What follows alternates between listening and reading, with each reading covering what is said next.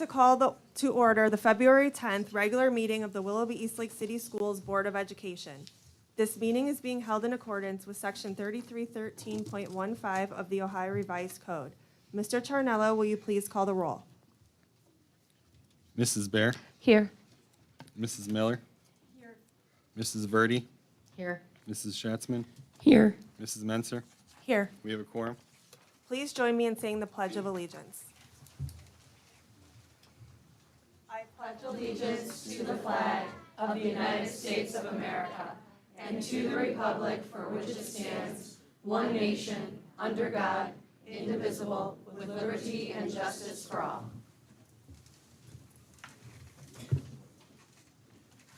We would like to welcome everyone to our meeting this evening.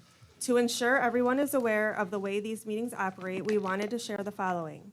Prior to this evening, each board member has received for their review and consideration the agenda and materials associated with each agenda item for the board's approval. Board members can discuss the items with the superintendent and treasurer. Board members are not permitted per Ohio Meetings Act and Sunshine Laws to conduct conversations regarding board business outside of a public meeting. Tonight will be the first time the board can conduct conversations as a whole regarding the items on tonight's agenda. Board meeting agendas are always available through the district's website for public viewing prior to the board meeting. Community members can always email the board with questions or come and participate in the public comment portion of our meeting. Public comment provides an opportunity for the community to address the school board directly. In order to participate in public comments, participants would sign up before the meeting. When signing up, you are provided a copy of our public participation policy, and we ask that you abide by those requirements. We will now move on to our agenda. Do I hear a motion to approve our agenda? Madam President, I motion to approve item 2A. Do I hear a second? I will second that. Discussion? Mr. Charnello? Ms. Bear? Yes. Ms. Miller? Yes. Ms. Verdi? Yes. Ms. Schatzman? Yes. Ms. Menser? Yes. Motion carries 5-0. Dr. Ward? Good evening, everybody. I'll take this quick opportunity and start by thanking everyone who took the time to help us move to the third floor today. And so prior to this month, we were downstairs and we were outgrowing that space. And so it took a lot of magic and a lot of moving and a lot of rewiring. I just, again, couldn't thank the team enough for getting us up here so we have enough room. We put 110 chairs out. Downstairs we had 80. So now we know next month to add more, and we have the room to do that. So again, my sincerest appreciation for that team that moved us up here. So thank you. This time, I'm going to invite Jefferson Elementary up to the podium. One of the great things we do each month, you guys can start going. You're the stars of the show. One of the great things we do is we showcase our campuses each month. And it reminds us of what we do here in school. Like, school's about our kids and our families and the learning that's happening across all of our campuses. And tonight we just get to hear a little bit about some of the great stuff happening at 3 of our buildings. And we'll start with the ever so charming Jefferson Elementary School.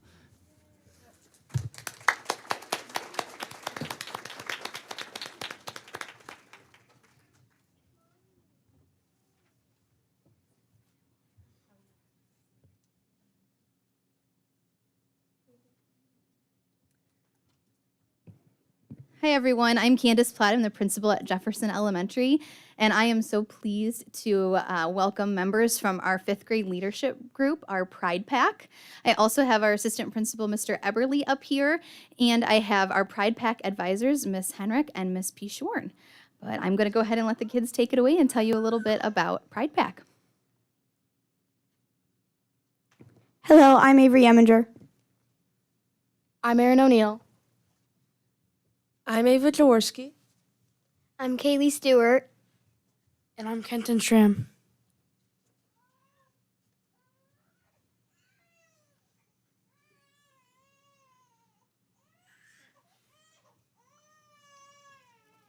Our purpose. The Pride Pack is a 5th grade leadership group focused on promoting pride in our school. We use all of the portrait of a graduate competencies in Pride Pack. All 5th grade students were invited to join. Miss Henrik and Miss Pijorn run this group. The group has 3 subgroups working on different projects. Jaguar Pride News, your Jefferson journalists. We collaborate and we communicate. We work together to plan the morning announcements and speak clearly. We share responsibilities like Avery does lunches and birthdays, and I do mostly birthdays and some other slides. Another student does the other two slides. We create fun and engaging videos showcasing students and staff. Here's one of the videos we made earlier this school year. We are the Jefferson Elementary Jaguar Pride News crew. I'm Aaron. I'm Avery. I'm Andy. And I'm Sean. We went around the building asking students and staff Thanksgiving questions. Check it out. Hi, what's your name? Lauren. What's your favorite? Can I ask you some Thanksgiving questions? What's your favorite Thanksgiving food? That's Toki. What's your name? Mrs. Lane. And this is a new one. What grade do you teach? I teach first grade. Can I ask you some Thanksgiving questions? Of course. What is your favorite thing to do at Thanksgiving? I like watching the Thanksgiving Day Parade. It's one of my favorite things. Can I ask you some Thanksgiving questions? Pride Pals, be a buddy. Pride Pals, we are empathetic and resilient. Fifth graders work with kindergartner students, teach them how to take turns and practice their numbers and letters. They show understanding that they sometimes have a hard time or may not be able to do certain things. We celebrate when they do a good job and do not give up.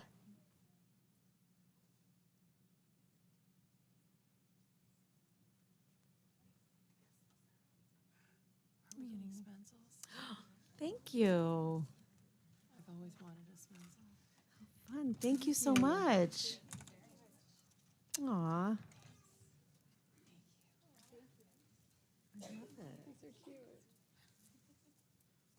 The Spa Squad, our school store is cool. The Spa Squad, we are critical thinkers and creators. The Jack Spot school store is run by Pride Pack leaders and their students. Students choose items to sell and manage the store every few weeks. We design bracelets and other items to sell in the innovation lab. We keep track of what is selling well and what is not. This is some of our best sellers at the school store. The picture on the right is our first day and one of our best days. We made over $50 that day. Wow. It's almost like an overwhelming wow. The things that you have right now are Spencels, rubber cheese, and bracelets. I love it. Bracelets are little bracelets. Yes.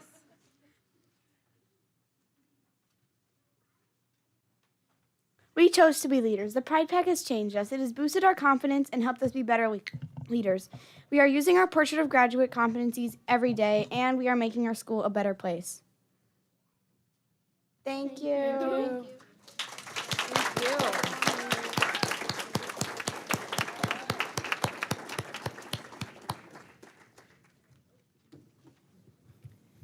In addition to our awesome Pride Pack group, we also are going to have one of our students recognize a staff member. I'd like to welcome Ava Jaworski back up here, who would like to tell you about someone special in her life.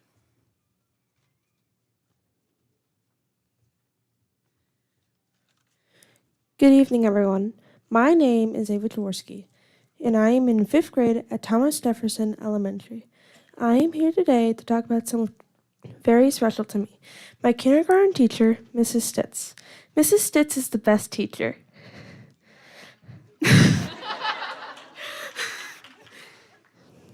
She always made sure we were learning, but in a fun way. I remember when she taught us our letters and sounds, and how she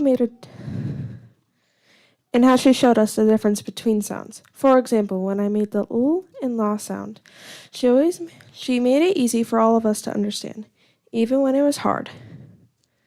But Mrs. Stitz wasn't just a teacher. She always made sure that she was always there when we needed help. Sometimes it was schoolwork, or we just needed someone to talk to.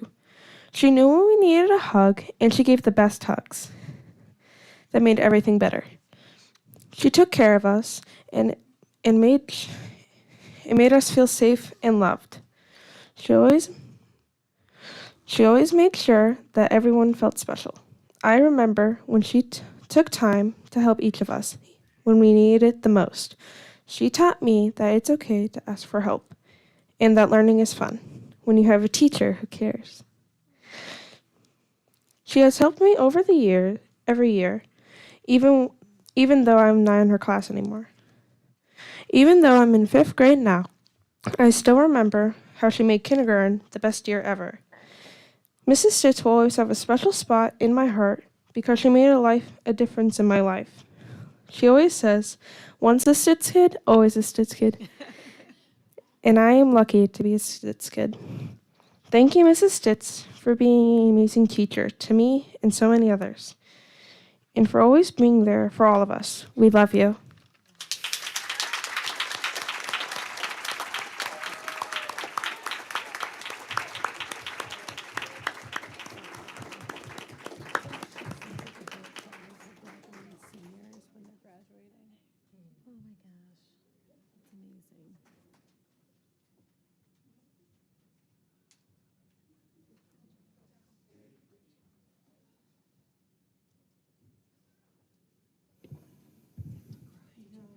All right, next up is Royal View Elementary.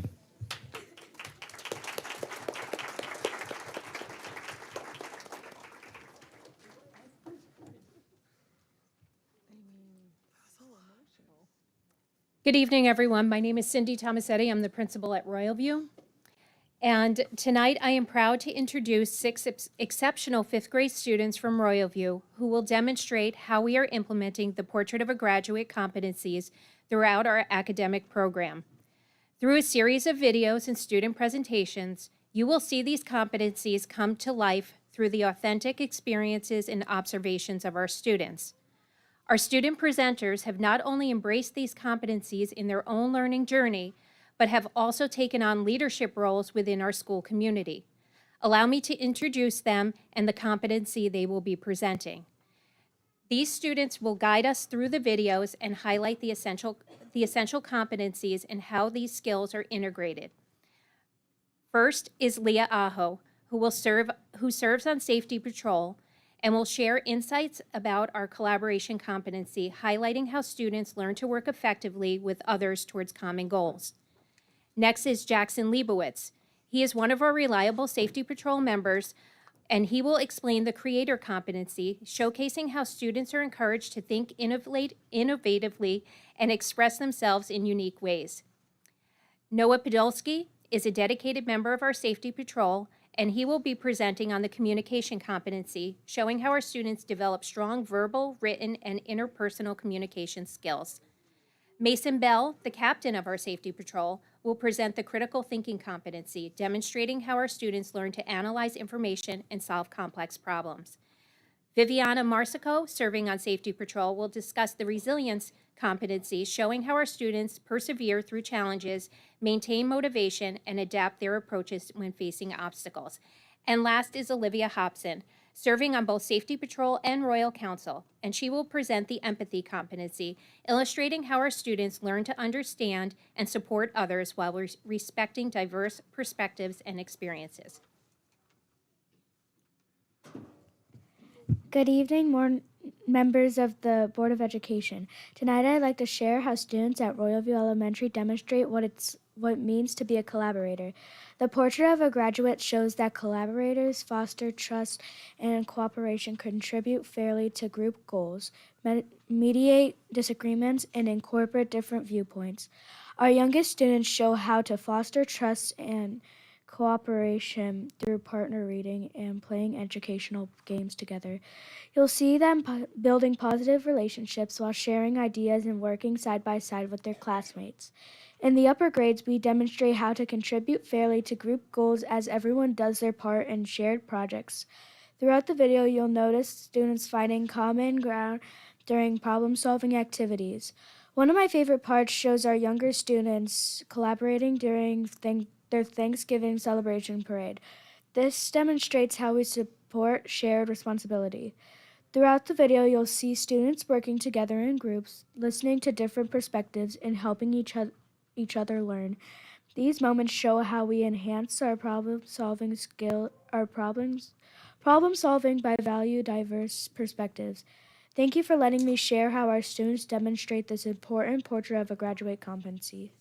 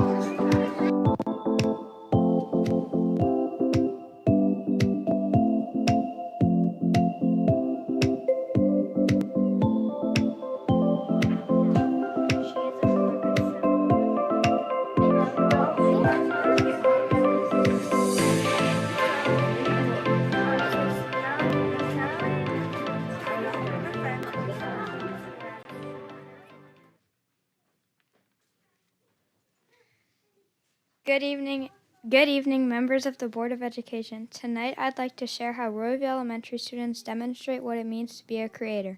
The portrait of a graduate shows that creators generate innovative ideas, show curiosity, visualize possibilities, adapt to new situations, and take risks with unconventional ideas. In our younger grades, you'll see students showing curiosity as they use hands-on materials to generate innovative ideas and approaches. They display a keen interest in learning new things as they explore different ways to build and create with manipulatives. In STEAM class, students at every grade level visualize possibilities and create novel solutions. You'll see how we're willing to take risks and experiment with unconventional ideas while working on various projects and challenges. As a fifth grader, I'm excited to show you how we adapt to new situations when programming robots. We use innovative approaches to make our robots move and complete tasks. In our solar system projects, each student demonstrated their ability to create novel expressions of ideas, showing that we learned about space in unique ways. One of the highlights is our Chinese New Year celebration, where students displayed their willingness to take creative risks and try new approaches to showcase their cultural understanding through art projects. Throughout the video, you'll see how Royalview Elementary students aren't afraid to experiment with unconventional ideas and adapt creatively to new challenges. Thank you for letting me share how our students demonstrate this important portrait of a graduate competency.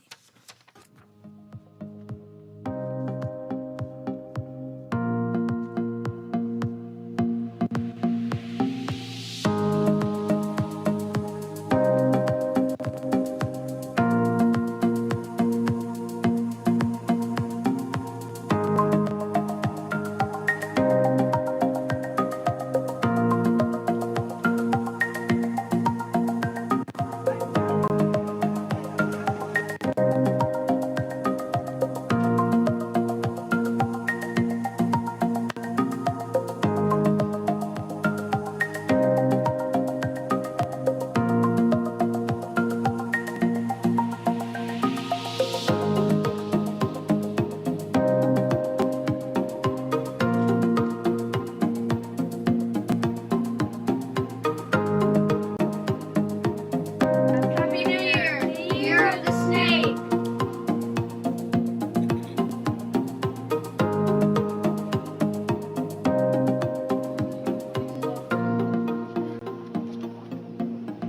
Good. You're doing good. You guys are doing good. Good evening, members of the Board of Education. Tonight, I'd like to share how students at Royalview Elementary demonstrate what it means to be a communicator.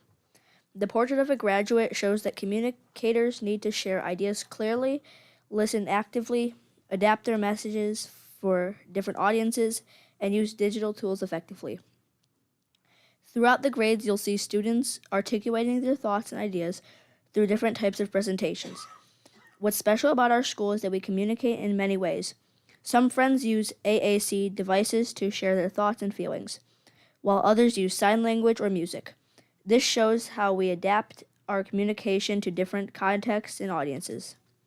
In my 5th grade class, we worked on planet projects where we had to leverage different tools like PowerPoint to communicate our research effectively. You'll see us giving oral presentations too, showing how we can share information in both digital and traditional ways. The video shows students actively listening and responding thoughtfully to different perspectives during class discussions and presentations. You'll see younger students sharing their ideas and older students explaining complex topics to their classmates. One of my favorite parts is seeing how music and sign language helps us express our thoughts in nonverbal ways, demonstrating that effective communication goes beyond just speaking and writing. Thank you for letting me share how our students demonstrate this important portrait of a graduate competency.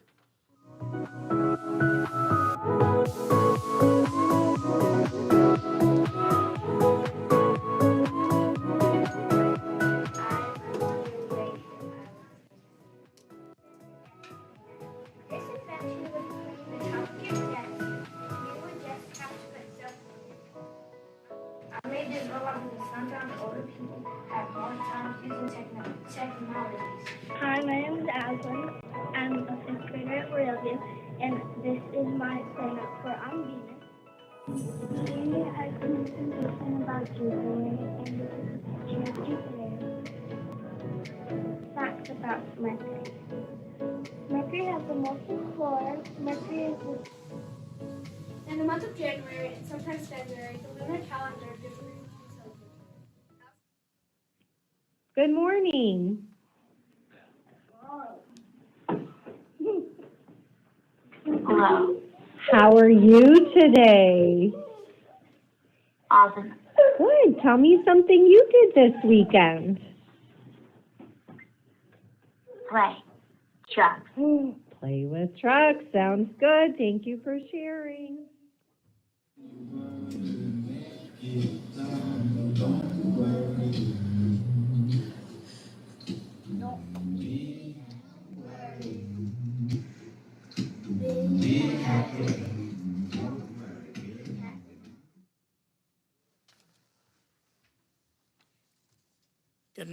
Good evening, Good evening, members of the Board of Education. Tonight, I'd like to share how students at Royview Elementary demonstrate what it means to be a critical thinker.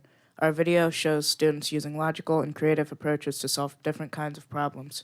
In 2nd grade, students listened to an engineer who helped them break down complex problems into smaller parts they could understand better.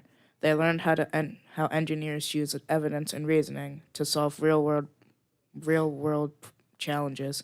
You'll see students conducting a fascinating science experiment with Skittles candies. While it might just look like just making a rainbow, students are actually combining information from different sources, making predictions and drawing conclusions based on what they observe. Throughout the video, you'll notice students using their math skills to solve problems. They assess information carefully and use logical thinking to find solutions. This shows how we learn to make informed decisions based on evidence and reasoning. What's really great about being a critical thinker at Royalview is that we get to try different approaches when solving problems. Sometimes we need to combine what we learn in math, science, and other subjects to come up with new ideas and solutions.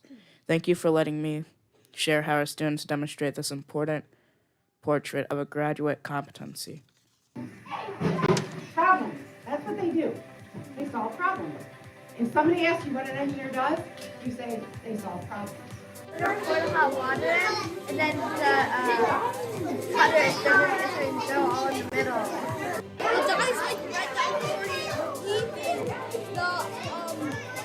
candy because of the water and it's going onto the plate. It's turning into a rainbow.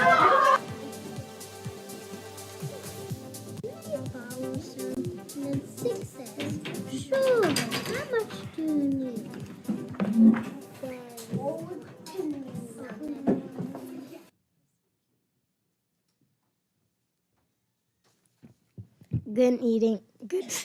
Good evening, members of the Board of Education. Tonight, I'd like to share how students at Royview Elementary demonstrate what it means to be resilient. The portrait of graduation shows that resilient students persevere towards goals despite obstacles, adjust their strategies, maintain self-motivation, exhibits a positive outlook, and manage their emotions under pressure. In kindergarten, you'll see students showing perseverance as they work through challenging math problems. Even when making shapes out of smaller shapes get difficult, they continue to strive towards their goals despite setbacks. They learn to adjust their strategies and try new approaches when their first attempt doesn't work. One special way our younger students maintain resilience is through song. You'll hear them singing about trying again, which helps them keep a positive outlook and focus on solutions rather than problems. This shows how they learn to manage their emotions and stay focused even when tasks are challenging. Students at Royview display a positive attitude when faced with difficult tasks.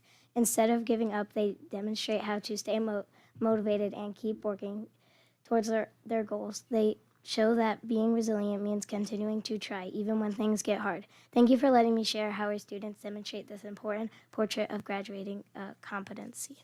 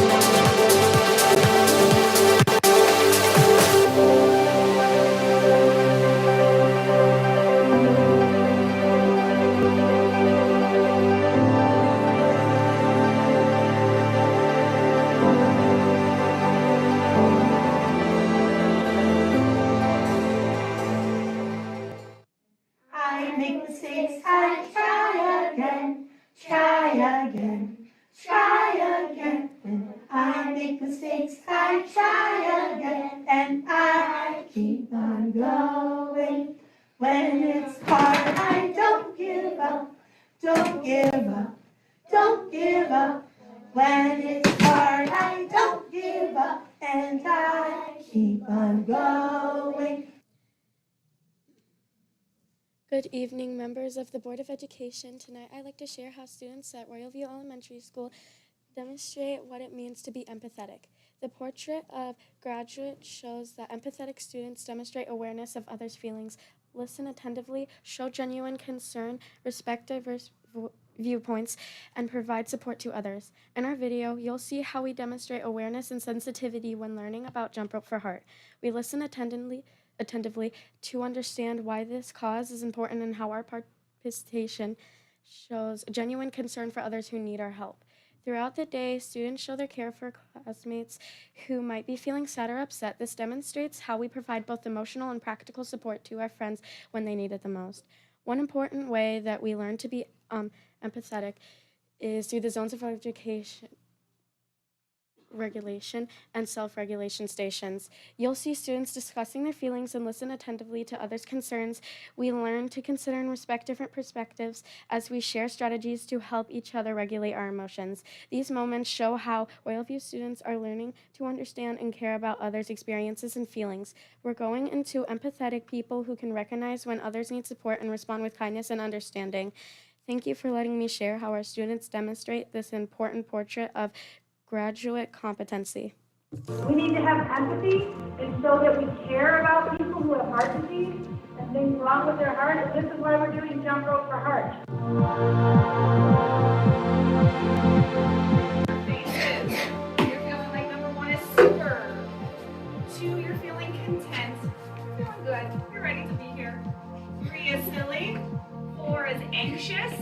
5, frustrated. 6 is worried. All right, you're feeling like number 1. While you're coming over, think about what color zone that is. 2, content. What the color is? Nice. Tell a friend next to you what color zone you are in based on how you're feeling. Find a friend. But I'm sad.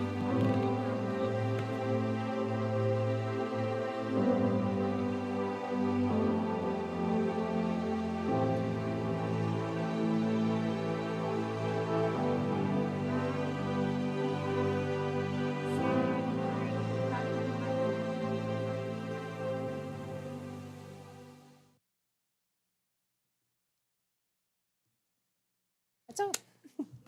Thanks.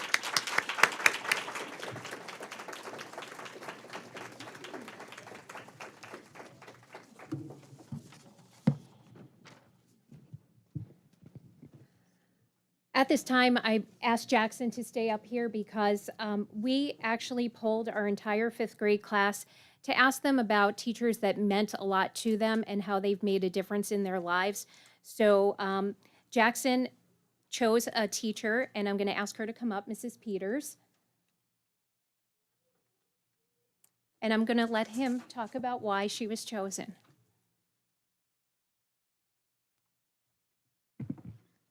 Good evening, members of the Board of Education. My name is Jackson Leibowitz, and I'm a fifth grade student at Royalview Elementary. Tonight, I have the honor of recognizing an outstanding teacher who has made a real difference in our lives, Mrs. Peters. Mrs. Peters isn't just a teacher. She's a mentor who makes every student feel at home in their classroom. From the moment we walk in each morning, she greets us with a warm smile and a hello that starts our day off on the right note. What makes Mrs. Peters so special is how she brings learning to life. One of my favorite memories was when we dissected owl pellets. She turned what could have been scary into something fascinating and fun. What I admire most about Mrs. Peters is her dedication to making sure every student succeeds. If we don't understand something, she takes the time to explain it differently until it clicks. She has an amazing way of teaching math that makes even the most challenging problems feel manageable. When we're struggling, she always reminds us that it will be all right, and somehow, with her help, it always is. Mrs. Peters treats everyone equally and with kindness, not just in her classroom, but throughout the entire school. She has this wonderful ability to turn our sad moments into laughter and make every lesson interesting. She challenges us to do our best while ensuring we're never afraid to try something new.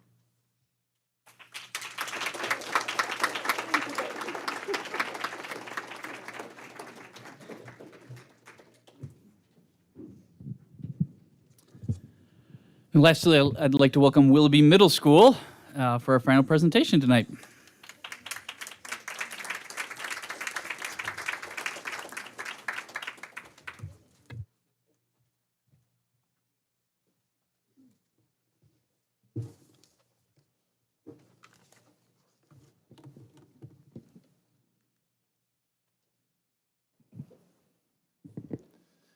All right.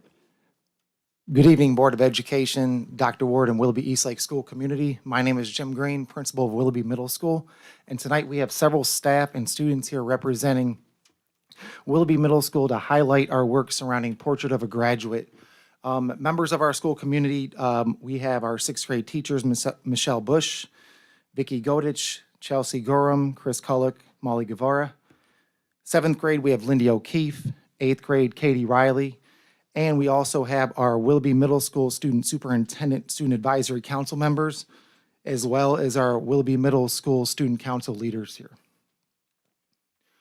First and foremost, whenever we are starting and ending work at Willoughby Middle School, this statement holds true to everything that we do. The We Experience is a priority for our district because it focuses on nurturing the development of students and the professional growth of staff, but it also requires all of us to align our work and practices with a shared vision so that students are prepared for college, career, military, and life.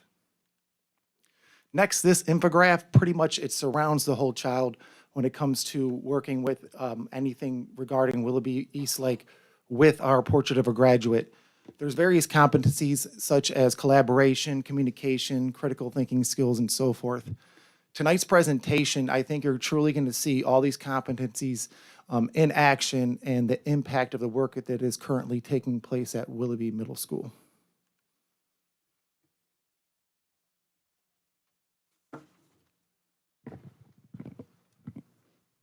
Good evening, Dr. Ward, Board of Education members and community. My name is Abby Mighton, and I'm here this evening with my fellow 6th grade classmates.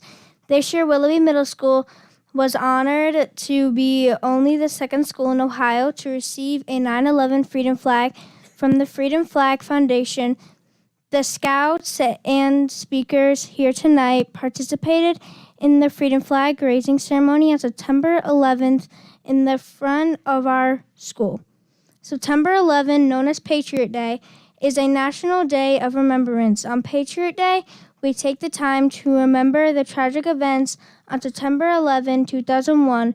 We remember the 2,977 American lives which were lost. We remember the heroic acts of brave Americans who risked their own lives to help others. Patriot Day is a day to remember because as a proud patriot Americans, we should never forget.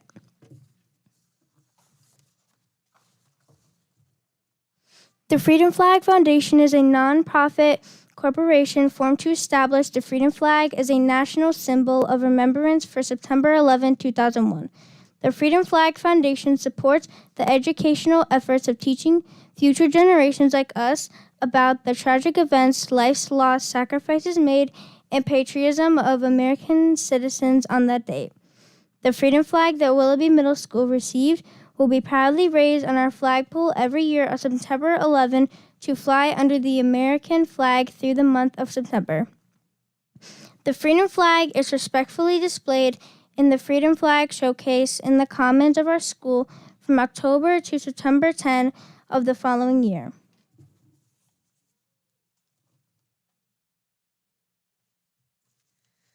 The 9/11 Freedom Flag has 10 elements in its design. As you give your attention to the Freedom Flag, you will see on your left side of the flag, the large white star stands for all who have lived and died for our country's freedom. The 5 white bars represent the Pentagon in Washington, D.C., that houses the organizations that protect our freedoms. The blue background is for all Americans, including you and me. We are united together for freedom. On your right side of the flag, the top red stripe stands for the bloodshed on 9/11/2001 of those who died at the Pentagon and the crew and the passengers on American Airlines Flight 77. The 2 broad stripes represent the Twin Towers and the lives lost at the World Trade Center on American Airlines Flight 11 and United Flight 175.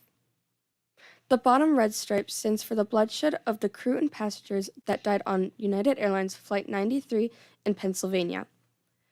The 3 white stripes are for the rescue workers, firefighters, police officers, and others who worked tirelessly during and after the terrorist attacks.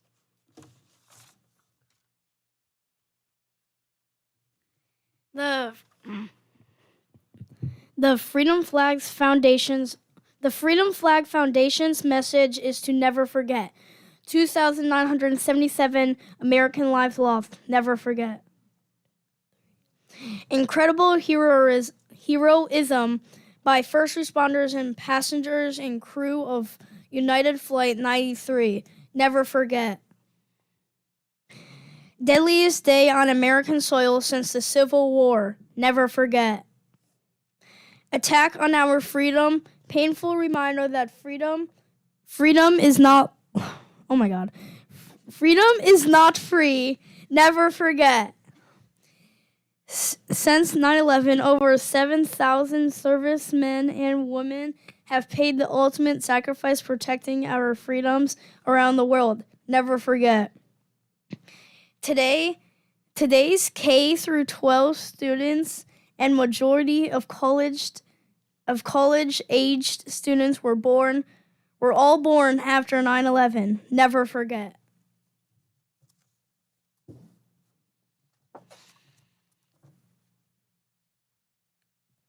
In closing, my classmates and I would like to recognize Mrs. Fratino and Miss Warner. Oh, they're right there. Who are both members of the Willoughby American Legion Post 214 Women's Auxiliary. They participated in and supported us at our flag raising ceremony in September and also participated in our Veterans Assembly in November.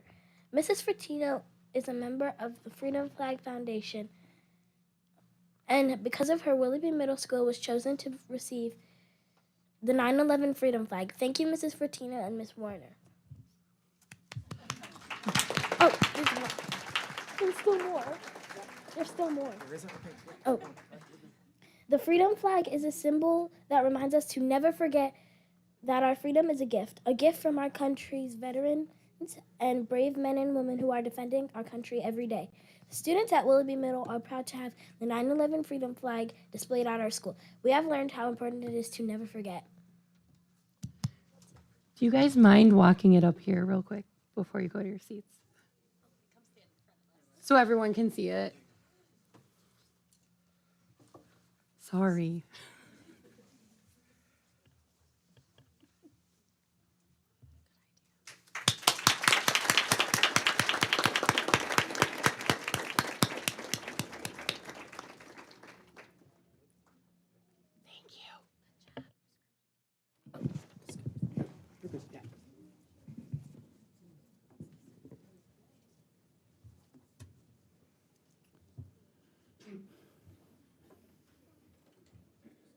All right, thank you, presenters. That was phenomenal. Very impactful work that is currently going on at Willoughby Middle School surrounding Portrait of a Graduate. Next up, we are going to be recognizing a teacher by the name of Vicki Dodich, a sixth grade teacher who was identified by our Willoughby Middle School student leaders, and they're going to present tonight about the impact that she has at Willoughby Middle School.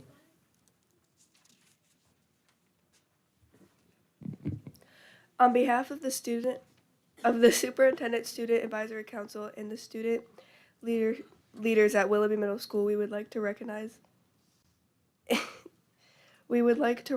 an exceptional teacher at our school. This teacher is a teacher that truly cares about her students and goes above and beyond each day for them. The next few students will share responses and comments from students about this amazing teacher.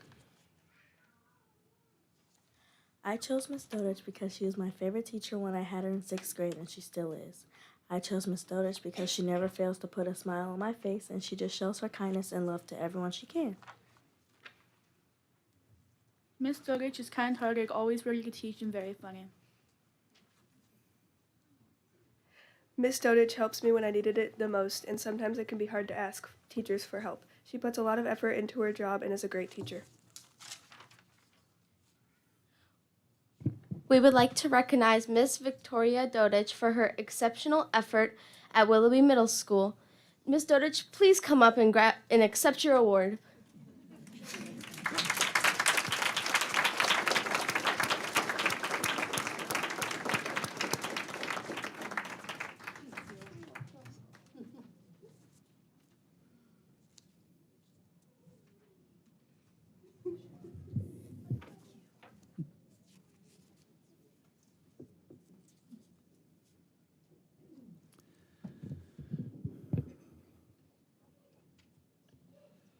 All right, so this concludes the presentation for Willoughby Middle School. Again, want to thank all the parents for coming out tonight and for your support. We greatly appreciate it, and we're looking forward to what the future holds at Willoughby Middle School. Thank you. All right, this is our last section in this very brief introduction tonight, and then we'll let you guys go. So at this point, I'd like to invite Mr. Patrick up to make a few final honors for our Impact and Connection Award. I feel like I'm being set up after all those awesome presentations. If you are receiving an Impact and Connection Award, can you come up and sit over on my left?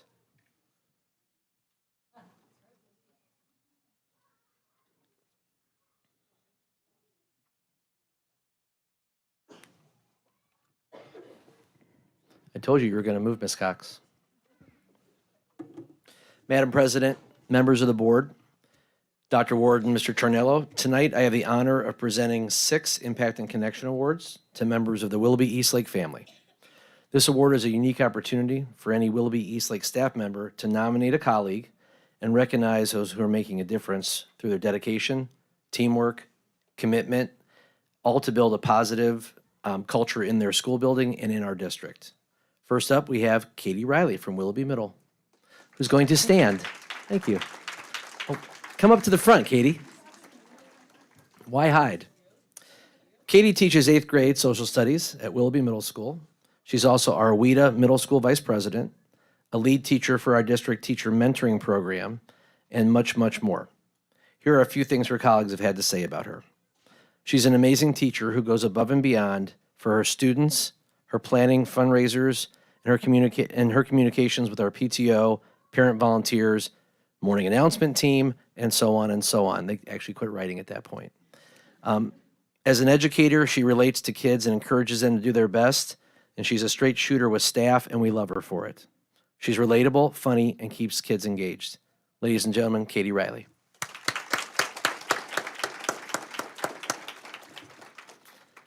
Next up, we have Lindy O'Keefe from Willoughby Middle School. Lindy is a special education teacher at Willoughby Middle. She's also a team lead and part of our new teaming model at the middle school level. Here are some things that her colleagues shared about her. I have worked with Lindy for over 10 years, and I am beyond lucky to have her as my co-teacher. She works tirelessly to help students succeed, assist both her co-teachers to create fun and innovative ideas to teach math, and has gone above and beyond as a Viking team lead. She's been instrumental in helping to initiate the team at our school level. She's valuable, resourceful, knowledgeable, shares advice, and we love her. Ladies and gentlemen, Lindy O'Keefe.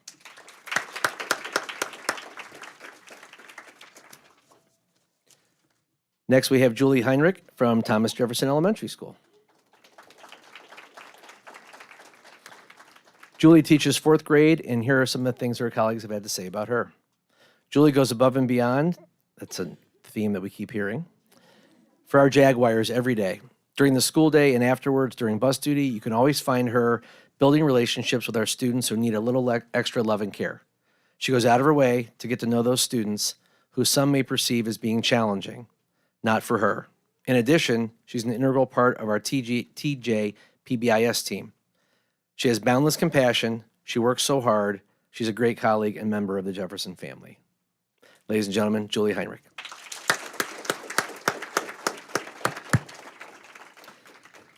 Next up, we have Michelle Stitz. I've heard that name before tonight. Michelle is a kindergarten teacher at Jefferson Elementary. What some of her colleagues said was, Michelle has been a rock star this year, as usual. She's very quickly impacted my teaching and collaboration as a relatively new teacher. Another wrote, I learn from her every time I speak with her. She's an amazing and positive role model. She's amazing and a ball of energy, that's true. Always willing to listen and help whenever there's a need. True collaborator, a true friend.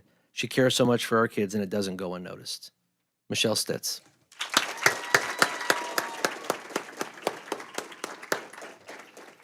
Next, we have Mr. Ryan Reaney from Royal View Elementary.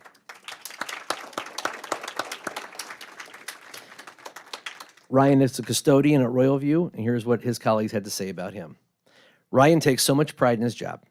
He pays great attention to detail, always goes above and beyond for students and staff. Another member said, Ryan always has yes and says it with a smile. He is a dedicated worker who deserves recognition. And another member said, we all appreciate his hard work.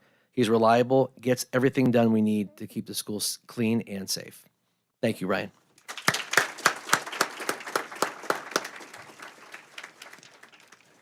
Last but not least, we have Angela Cox from Royal View Elementary.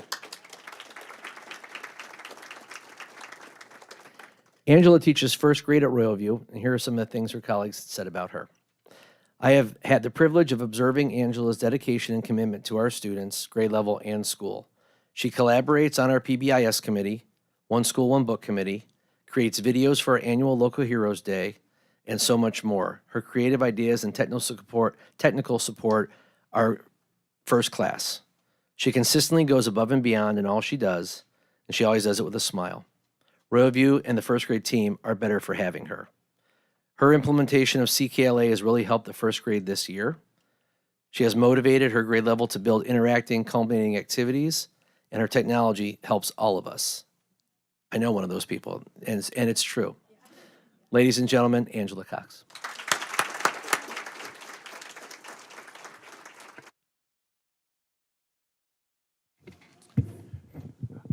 All right, so you can stay. Everyone is welcome to stay for the next part, but if you did want to leave, this would be a great chance to do that.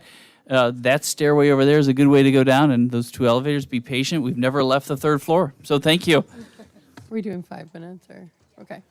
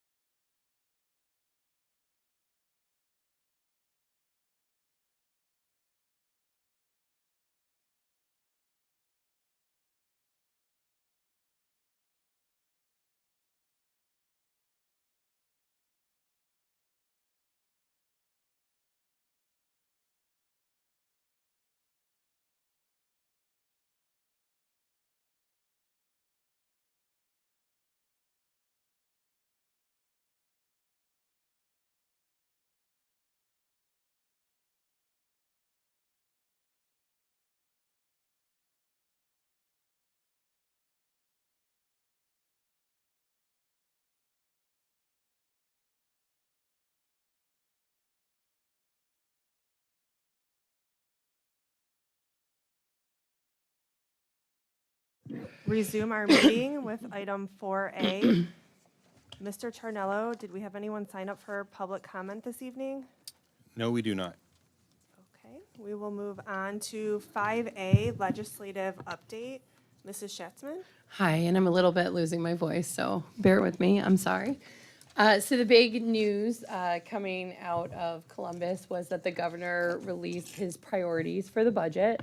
So over the last week, there's been lots of news articles, information flowing around, and I think there were a lot of rumors leading up to this about what might happen based on comments by the Speaker of the House. So what we know right now is what the governor outlined is sitting in the House Finance Committee. Really important thing for us is that the Director of Education and Workforce came and expressed really the priorities from their office's standpoint in terms of education.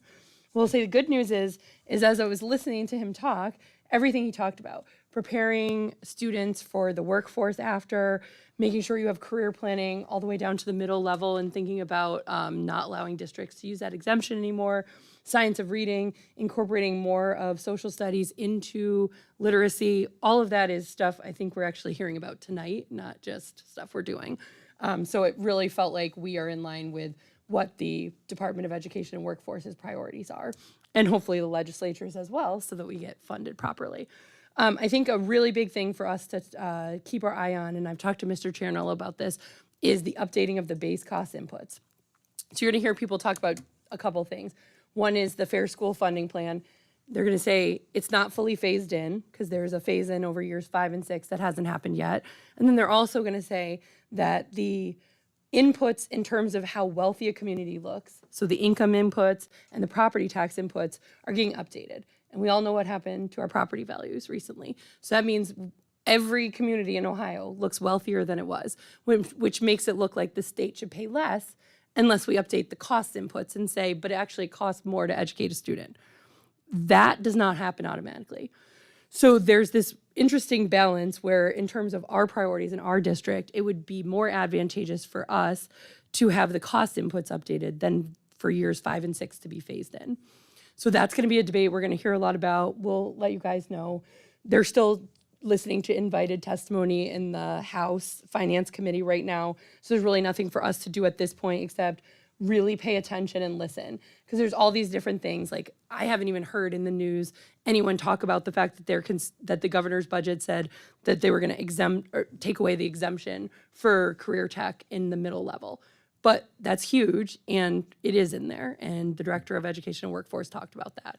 So we have to really pay attention to all of these things going on, not just what the news is reporting about what's going on. So I will do my best to update you guys, and we will, I'm sure, be joining the table in the conversation as the months go on. Thank you. We'll move on to 5B, AI Task Force update. Mrs. Bear and Ms. Miller, take it away. Go ahead, Krista. I'll follow you. Okay. So we had the pleasure of attending our second AI task force, and first wanted to extend a thank you to Dr. Ward and the rest of the board for allowing Gabe and I to continue on the task force. We know we are going to take a rotation. However, at the end of our last task force meeting, there was some hanging threads. We were unable to make decision on, like, we want to have more conversation around policy, what our policies should look like, what do policies look like in other districts that have adopted an AI policy crafted by Neola, and we felt that that should probably come to the board as well for conversation. So for us to be able to continue on the task force will allow us to go back and pick up where we left off. We had a really robust conversation about what should our policy look like and how open should it be to allow AI to be integrated and to be less punitive in nature to use AI. I think that was, there's a lot of punitive language in the existing policy, which maybe for staff could be prohibitive to adopting the use of AI because of the language being, maybe it really is punitive in nature, like if you do this, then that, where it should be encouraging and allowing districts to craft our approach. And additionally, we reviewed not only the AI policy presented by the state of Ohio, which tonight at the end of tonight's meeting, I'm going to send an email with a bunch of links for things too for everyone to look at. The state of Ohio has done a great job in doing some research and setting us up for success and making decisions.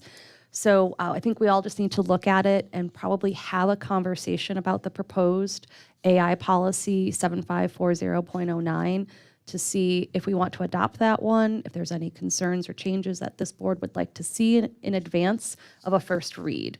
So it's very, very new, and we're going to be a trailblazer in it, so we want to make sure we do it right. Ms. Miller?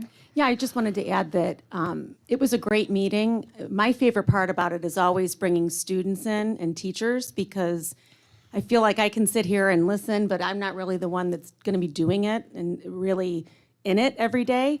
And one of the interesting things that one of the students had said, I think she was sitting with you, Dr. Ward, she said she can't wait to use AI because she's very shy and she doesn't like to ask questions, and she gets embarrassed if she doesn't know the answer or if she needs extra help or whatever.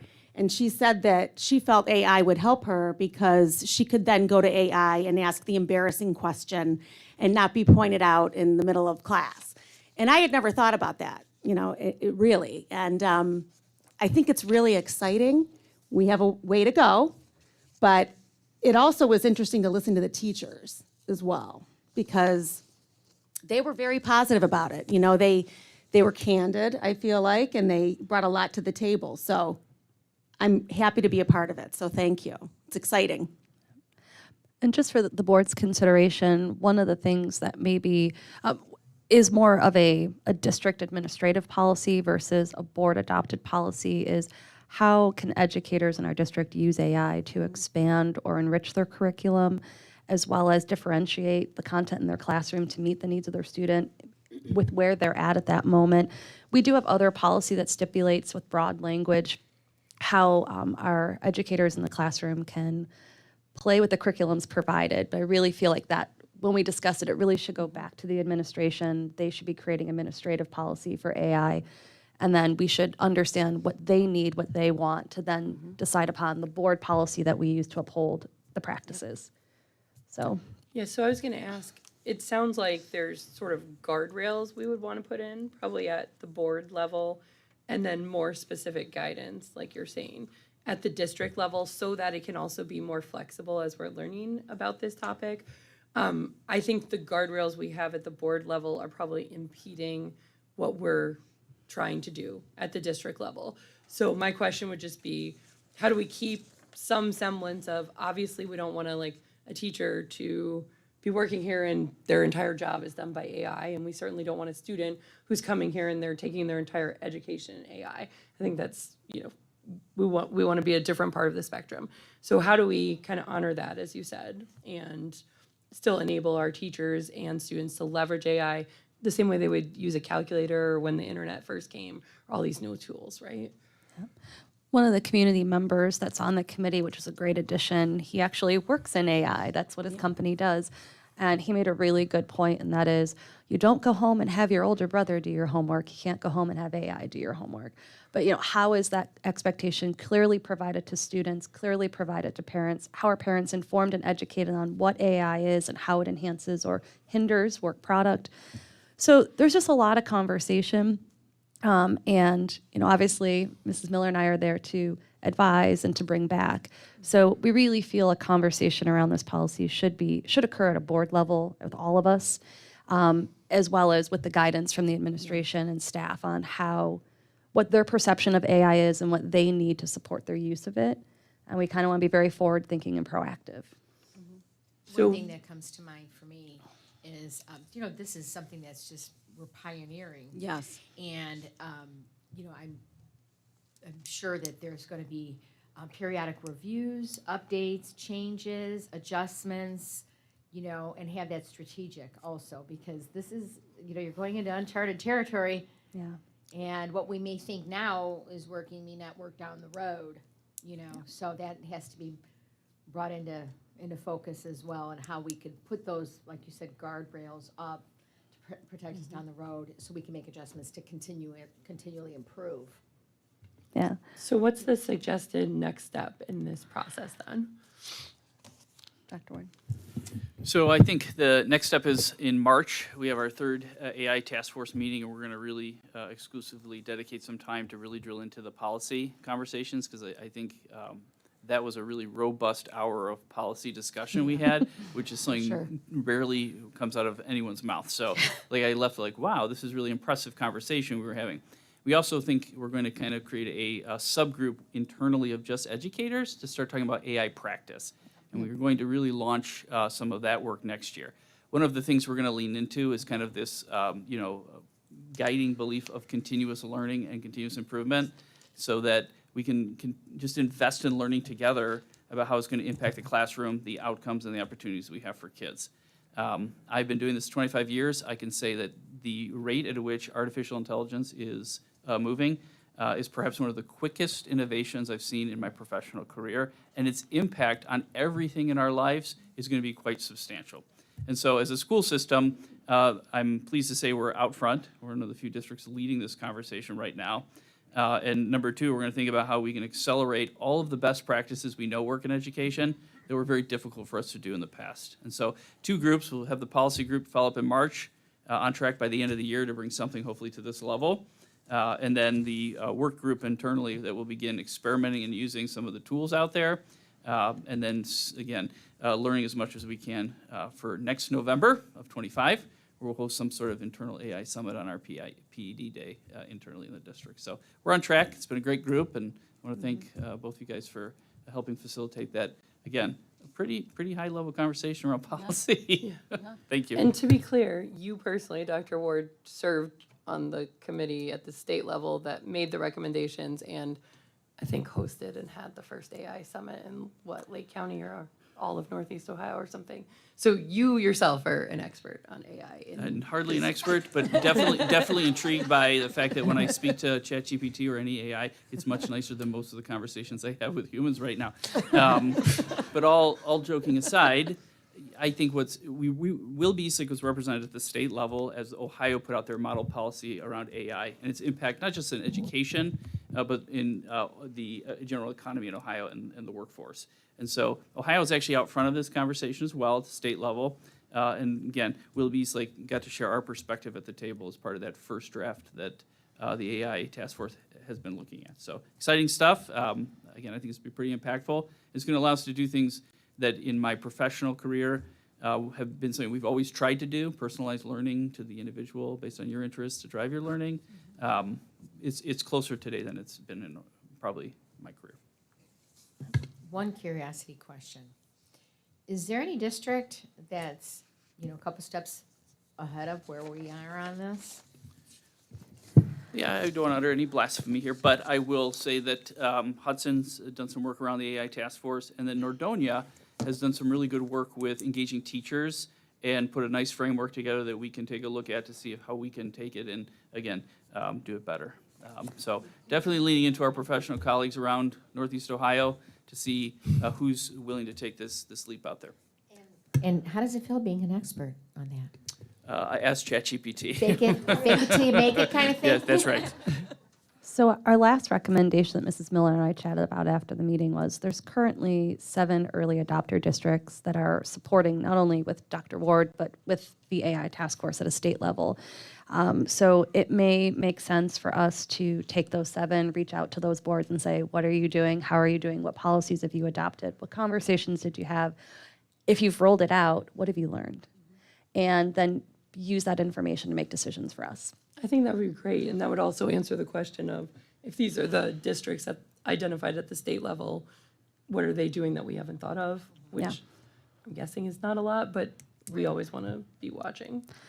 We're very lucky in the fact that Chagrin Falls, Hudson, and ourselves were all kind of in this area, but there's Tusky Valley, Lakota, Logan Hawking, and Southwest City Schools that are also in the same place that we are. So. Thanks, guys, for doing that. Thank you so much. And then one last item under board business, it's not on here, but I just wanted to take a minute on behalf of the board to say congratulations to Mrs. Schatzman on receiving the prestigious 2025 OSBA Training Award. This distinguished honor reflects Jamie's unwavering dedication to public education and her deep commitment to serving as a board member. The training award is reserved for an elite group of board members who go above and beyond in their pursuit of excellence. Out of more than 3,400 board members across the state, only 41 received this recognition. A true testament to Jamie's dedication and leadership. Jamie, thank you for your service and steadfast commitment to the students, staff, and families of Willoughby Eastlake Schools. Your efforts make a lasting impact. Oh, thanks. Thank you. I was in my head making fun of everyone else who wouldn't come up front and receive their praise, and now I know why. Very embarrassing. Thank you. I did warn you ahead of time, though, to be fair, that I would be doing it. That was good. I know, it was a whole speech. It was so nice. We can move on to item 6A. Do I hear a motion to approve the minutes of January 6, 2025? Madam President, I motion to approve item 6A. Do I hear a second? I'll second that. Discussion? Mr. Charnello? Ms. Bear? Yes. Ms. Miller? Yes. Ms. Verdi? Yes. Ms. Schatzman? Yes. Ms. Menser? Yes. Motion carries 5-0. Item 6B, do I hear a motion to approve the minutes of January 27, 2025? I move to approve 6B. Do I hear a second? Madam President, I second. Discussion? I just wanted to say that we usually report out about the work session, and this time it's going to come in the superintendent's resolutions and Ms. Nagy's presentation, I think, later. So thank you. Mr. Charnello? Ms. Bear? Yes. Ms. Miller? Yes. Ms. Verdi? Yes. Ms. Schatzman? Yes. Ms. Menser? Yes. Motion carries 5-0. Mr. Charnello, you're up with your treasurer's report. Thank you. 7A, monthly financials. We are now 58% through the year, so a little bit more than halfway. This will be our lowest cash balance month, as we are not expecting to receive our first advance until February 19th. So in about a week, we will receive that. In the meantime, we will be liquidating some funds held with Red Tree to ensure we can make payroll on the 21st. Just, we don't want to play it that close in case it's held up a day or two. The revenues are under our estimates due to revenues from property taxes being slightly higher in the second half collections. This is a timing issue, and it will resolve itself once the first half collections have been received. The refund of prior year expenditure line is higher than expected due to receiving an E-rate reimbursement in this fiscal year for last fiscal year. So anytime you receive it in a different fiscal year, you would put it under refund of a prior year expenditure. On the expenditure side, salaries are slightly under the budgeted amount, with the retirement and benefits being slightly over the budgeted amount. And then the primary driver for the expenditures being below the budget is the timing of purchase services, which are being rendered and then paid. These did catch up a little bit this month by exceeding the budgeted amount by approximately $164,000. So I know I keep talking about timing and purchase services, however, it is starting to catch up. And then interest rates do continue to drop, however, just on short-term rates. So if you're trying to refinance your house, you're not going to see much movement. So the yield curve is no longer inverted as short-term rates have dropped, but long-term rates have not moved. So all those economic things where people talk about inverted yield curves, now it's been bent down, so the short-term rates are coming down. So with the liquidation of our capital from Red Tree, we're going to use it, pay ourselves back, and then put it in. How's that going to affect the funds? A lot of them are maturing around this time, so we have them laddered to mature around our low cash point. So instead of reinvesting those funds, we will just take them out, and then whenever the advance comes on the 19th and we're at a good spot, we can place them back with Red Tree and continue those high yield investments. Just another run on the ladder. Yep. Okay. 7B is the OEPI membership. This is the Ohio Education Policy Institute. And we did join this 2 years ago. And they did provide some great information and analysis during the state budgeting process. Vice President Schatzman, would you like to talk a little bit further about the OEPI? Yeah, so we did not join last year, but we did 2 years ago during the budget. I think we saw a pretty big benefit of gathering information from specifically Howard Fleeter, who's an economist, who's worked in the governor's office on policy over the years, and now is a trusted source for the legislature, frequently testifies in front of them, is called as, one of their invited witnesses to tell them how legislation will impact school funding specifically. He has been a personal resource, told us we can reach out to him being members of this. And the information reports about how different things in the budget are going to impact education across the state of Ohio will really help us align our priorities and to advocate effectively. So that's why it's on here. Do I hear a motion to approve 7B OEPI membership? I move to approve 7B OEPI membership. Do I hear a second? I will second that. Discussion? Mr. Tarnello? Ms. Bear? Yes. Ms. Miller? Yes. Ms. Verdi? Yes. Ms. Schatzman? Yes. Ms. Menser? Yes. Motion carries 5-0. 7C, this is to allow employees of Willoughby East Lake to have the option of a post-tax investment. As of right now, the only option is a pre-tax one. And this is no cost to the district of offering a post-tax option, but, we wanted to offer that benefit of a Roth. 7D, grant application acceptance. There are a few grants on the agenda. The Talent Ready Grant. This is to support workforce credential and certificate programs. This is also received in January of 2024. The Job Coach Skills Trainer, this is to pay for a job coach. This is the second part of a previously accepted grant in October of 2024. And then the Berlin grants, they're split up because it's for North and South. And these are mini grants for things such as the Great Lakes Theater Residency Program, field trips, class supplies, and whatever else the teachers apply for. Like I said, they're mini grants that are given out by the Berlin Family Education Association. 7E, student activity accounts.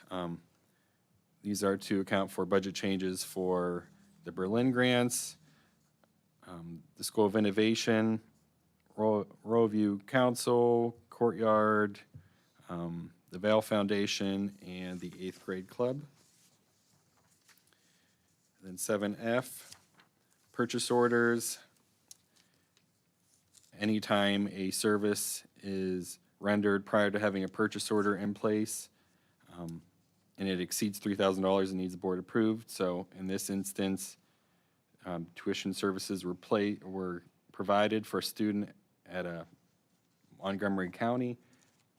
I think we were just trying to get the person serviced and in place, and the purchase order was just an afterthought. And as a result, we need to just board approve the invoice to get them paid. And then 7G, gifts and donations. We have a donation from the Thomas Jefferson PTO for $680. The Boy Scout troop at St. Bede's Church donated $107.94 to Soy for playground stenciling project supplies. And Jeffrey Mackey donated a 2002 Mercury Sable to the NCI Willoughby program. Thank you. Dr. Ward? So under item 8A, I just want to take an opportunity and thank the staff and students and families for coming out to our high school experience nights. We had 2 wonderful open houses at both of our campuses during the past month, and we were able to showcase the programming that we offer in Willoughby East Lake, as well as begin the process of taking 8th graders and transitioning them to the high school, which is always just an exciting period of time if you're a parent. And so we want to do that with care and thought, and this is our second year hosting these open houses. The campuses were electric. The students were absolutely just excited to show the clubs, activities, sports that we offer at the high school level, and our administration and staff were very proud. And so in the age of vouchers and choice, we want to be very clear that we don't want to just rest on Willoughby East Lake. we want to showcase that we are a pretty great choice when it comes to future readiness and preparing kids for their world.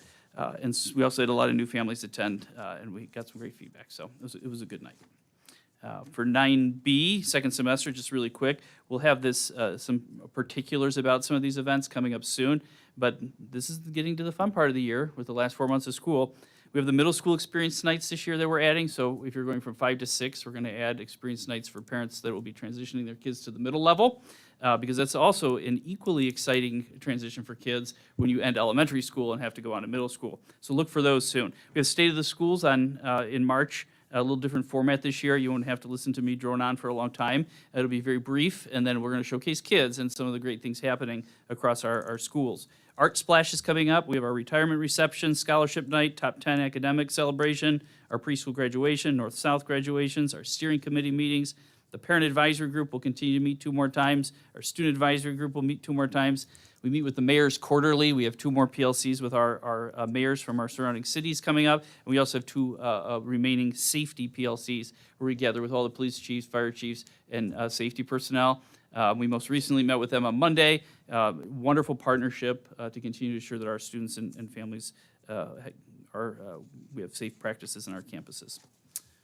For item 8C, we began the second round of our steering committees. So in the first semester, we had our 4 priorities meet. We began our second round most recently with Steering Committee 2. And just to remind people, as a point of reference, in our shared vision, we have the 4 priority areas. They represent the core things that we continue to work on to assure that we're embracing that continuous improvement mindset. This was a community adventure last year. We had conversations community-wide and drafted our first iteration. And we're 1 semester in. And so I also remind people that this is a process that will take some time. But for 1 semester in, I'm quite proud with a lot of the change that we've rolled out and implemented and the work that's certainly ahead. And we'll hear a little bit about that now from Mr. Pennington, the Assistant Superintendent, who served on that committee. The buttons broke, Andrew. Oh, there we go. Good evening, board. Everyone that stayed around to listen to me, appreciate that.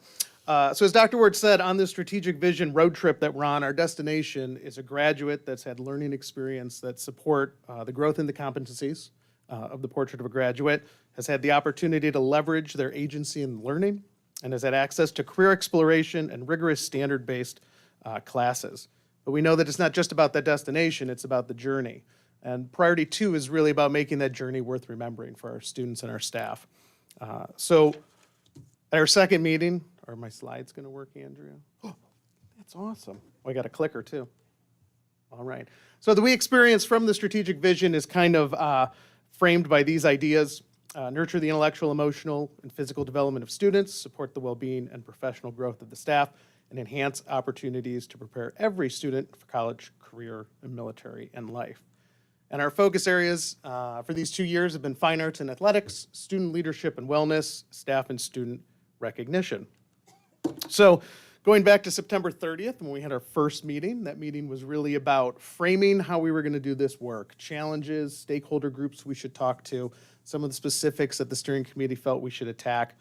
And it was really great advice, especially for someone new starting in the district who knew nothing of the systems in place or what we were doing.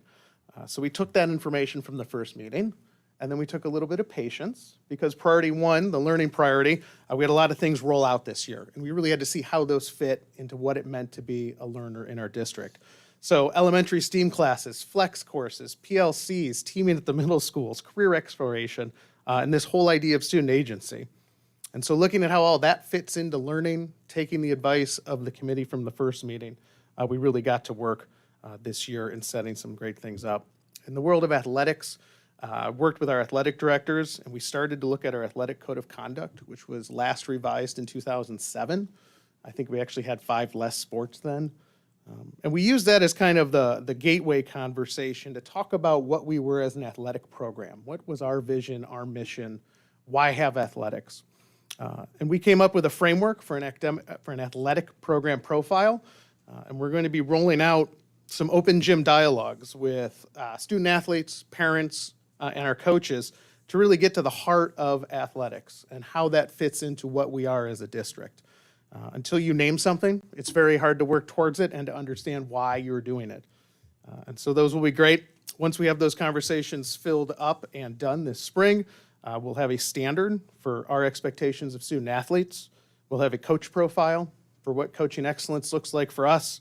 And we're going to align our athletic experience with those portrait of a graduate competencies so that our student athletes understand how they're achieving and working towards those pieces when they're not in the classroom. In the world of fine arts, working with Andrea, who's back there running our tech tonight. Thank you, Andrea, a former fine arts teacher. We're going to be using a good portion of our next professional development day to really dig into our vertical course offerings, to understand what the A in STEAM really means and how we keep our kids creative in the younger grades, and then give them exposure to where they are most creative in the middle school. Going to look at some possible community partnerships. We have a lot of great fine arts associations, one actually named that, in the community that are willing to work with our students and give us some space and some professional help. So I'm very excited about that. I know Dr. Ward and I have also talked with Fred Primavera and Scott Sells concerning instrumental music and the most public-facing piece of our fine arts, which are our two marching bands, which are technically a competition band and a swing band. I don't want to get that wrong.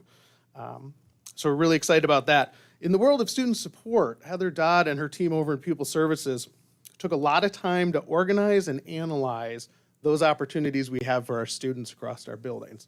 And we have a lot of campuses. We have a lot of good things going on. But until you really understand what we're doing, you can't see where any possible holes are at. So the ROCKS program, which is ruling our experiences in our middle schools and our high schools for our young ladies that attend the district, is really one of those programs that came on this year because we saw a need for that and for a level of support there. So thanks for that.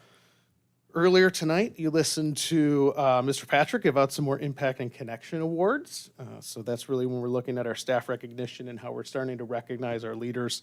That's a huge piece for that, for sure. And we ended our meeting with something called the fan experience and signs of good sportsmanship, because the we experience isn't just about our kids and our staff. It's about anyone who comes into our district to celebrate what we're doing as a community and as a school.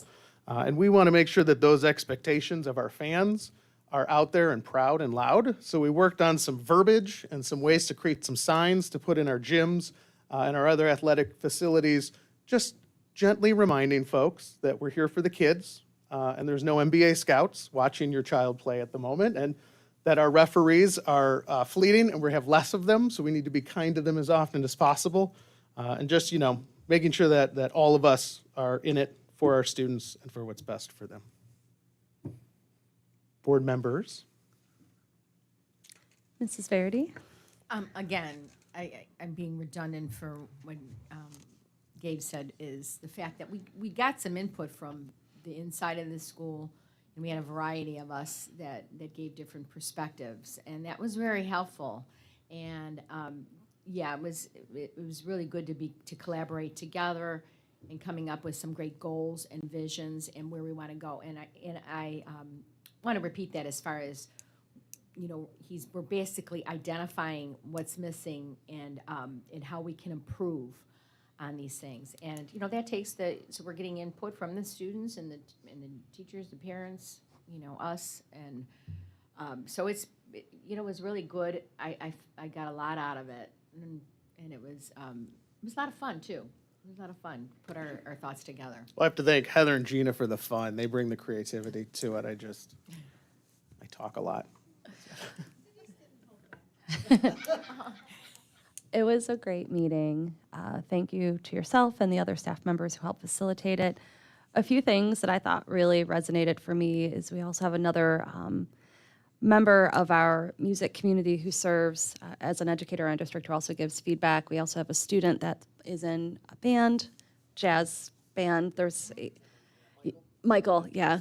And we also have a student athlete. And I thought that they felt more comfortable this time speaking and sharing. And a bigger portion of our meeting was listening to them after they were prompted. And that voice mattered more to me than anything, because there's a lot of assumptions as a parent, as a board member. When you hear it from the students, they calibrate you. They help you understand your opinions, your assertions. They may or may not be accurate. So I want to shout out to our students who participate, because I think the more we put them in those settings, the more they get to know us, the more comfortable they are in sharing their unique perspectives, which matter very much so, and also our staff for also providing their unique perspectives. There were two things, and that was having a standard for excellence for our music and arts programs. What is, we have a win and loss record as a sport, but do people in the community or in the district understand our excellence standards, like the Dazzle or Razzle Award, or I forget what it's called, for our arts program, and there's many different things for our music programs. Those should be honored the same as a win-loss record. At the same time, our student athletes are more than their win-loss record. And success is not your end-of-year total conference lineup. It really is, did they grow as players? Were they resilient? Did they walk away with skills that'll make them better in life? And I think our community, when they come to our games, sometimes forgets that they're children playing sports. And as long as they're better this game than they were the last, or they learn something from a loss or from a win, that's what really the program is designed to do. And I think that's something that we can work on. I love that we're starting to think about our community's engagement during our events. I honestly think, Mr. Pennington, we should show the video. It's a great video, right? Okay, so I have to share this. I can send it. It's a quiet auditorium. And in this auditorium, there's going to be an amazing production by student orchestra. And the conductor stands up, he taps, and then gets heckled by the audience. Go faster, play louder, you missed a note. So the people watching the performance engaged with the conductor and students as if they were at an athletic event. And you sit there for a moment and go, oh gosh, that is completely terrible. The anxiety comes in. The anxiety, right? that would never be acceptable at any other student performance. But when our athletes are playing, it is routine and reoccurring and escalating. And it really was a humbling moment as a parent of athletes, as a coach, as a former athlete. I think that video should be shown before every athletic event. Well, it's short, so we good. So Maddie Flick is our student from North. She's been great. Michael Shaunamin is our student from South. And Michael, on the way out, asked if we were going to have another meeting. I'm like, why? I'm like, what are you missing? He goes, no, this is the best thing I do. So he really appreciates being with, and I know we have a lot of adults here that are on that, but just that interaction of feeling like equals and knowing that, and Michael commented too, that he's not going to really change things for him as a senior, but what he's going to be able to do for those people coming after him. So it's really cool to see that idea of legacy grown in our kids too. I think that brings up the next point. Honestly, the video was important for me. I walked away very impacted by it. But last, it brings up for the board a really important point, and that is our last meeting. So what happens next? How do we report out? What's the finality of the school year for those that serve on the committee? How do we re-up people for next year? So I think that opens the door for conversation in the future with us and with the administration on how we pick committees up next year. Well, one last thing is, as far as the fine arts we had talked about, and this is something that I really look forward to seeing, is how to get the word out to the community, because we have such amazing talent at our schools. And I think sometimes it slips through the cracks, and I just want to, see sellouts all the time, because we do have such amazing talent. And regarding that commercial, hey, they do those commercials at the movies. They stick it in there. Those little funny things as far as the laughing guy looking at at their cell phone and whatnot and laughing out loud. So I think we should. That's my own opinion. Can I just say I love what you guys are talking about of the we experience. I think what I assumed it would be was about students, which it should be first and foremost, but it's really about our whole community and how we represent when we come in the doors to our school or on the campus of our school, but also how all of us act when we're representing the school, when we go other places on behalf of the school and all of those sorts of things. And I think we're asking our community to be really good role models at a time when many people in our country are not good role models. So I like that we're leading the way there too. And I've seen our community really rise to the challenge of, supporting kids. And I just hope we keep talking about that.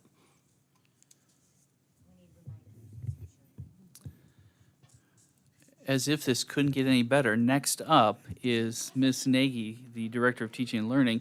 And if you recall, last year, you all made a significant investment in the literacy of our students K-5. One of the most substantial investments in recent memory. And so we thought it was really important at this point of the year, having now used this Science of Reading aligned curriculum for a semester, for you to see in a little glimpse into how our students are doing and the impact that this particular curriculum is having on our young people with regards to how they learn to read and understand. You'll also hear a little bit about mathematics tonight and the work we have to do in that area. And so I think it's fair to say That's a that good leeway. this is just how it is. Ms. Nagy.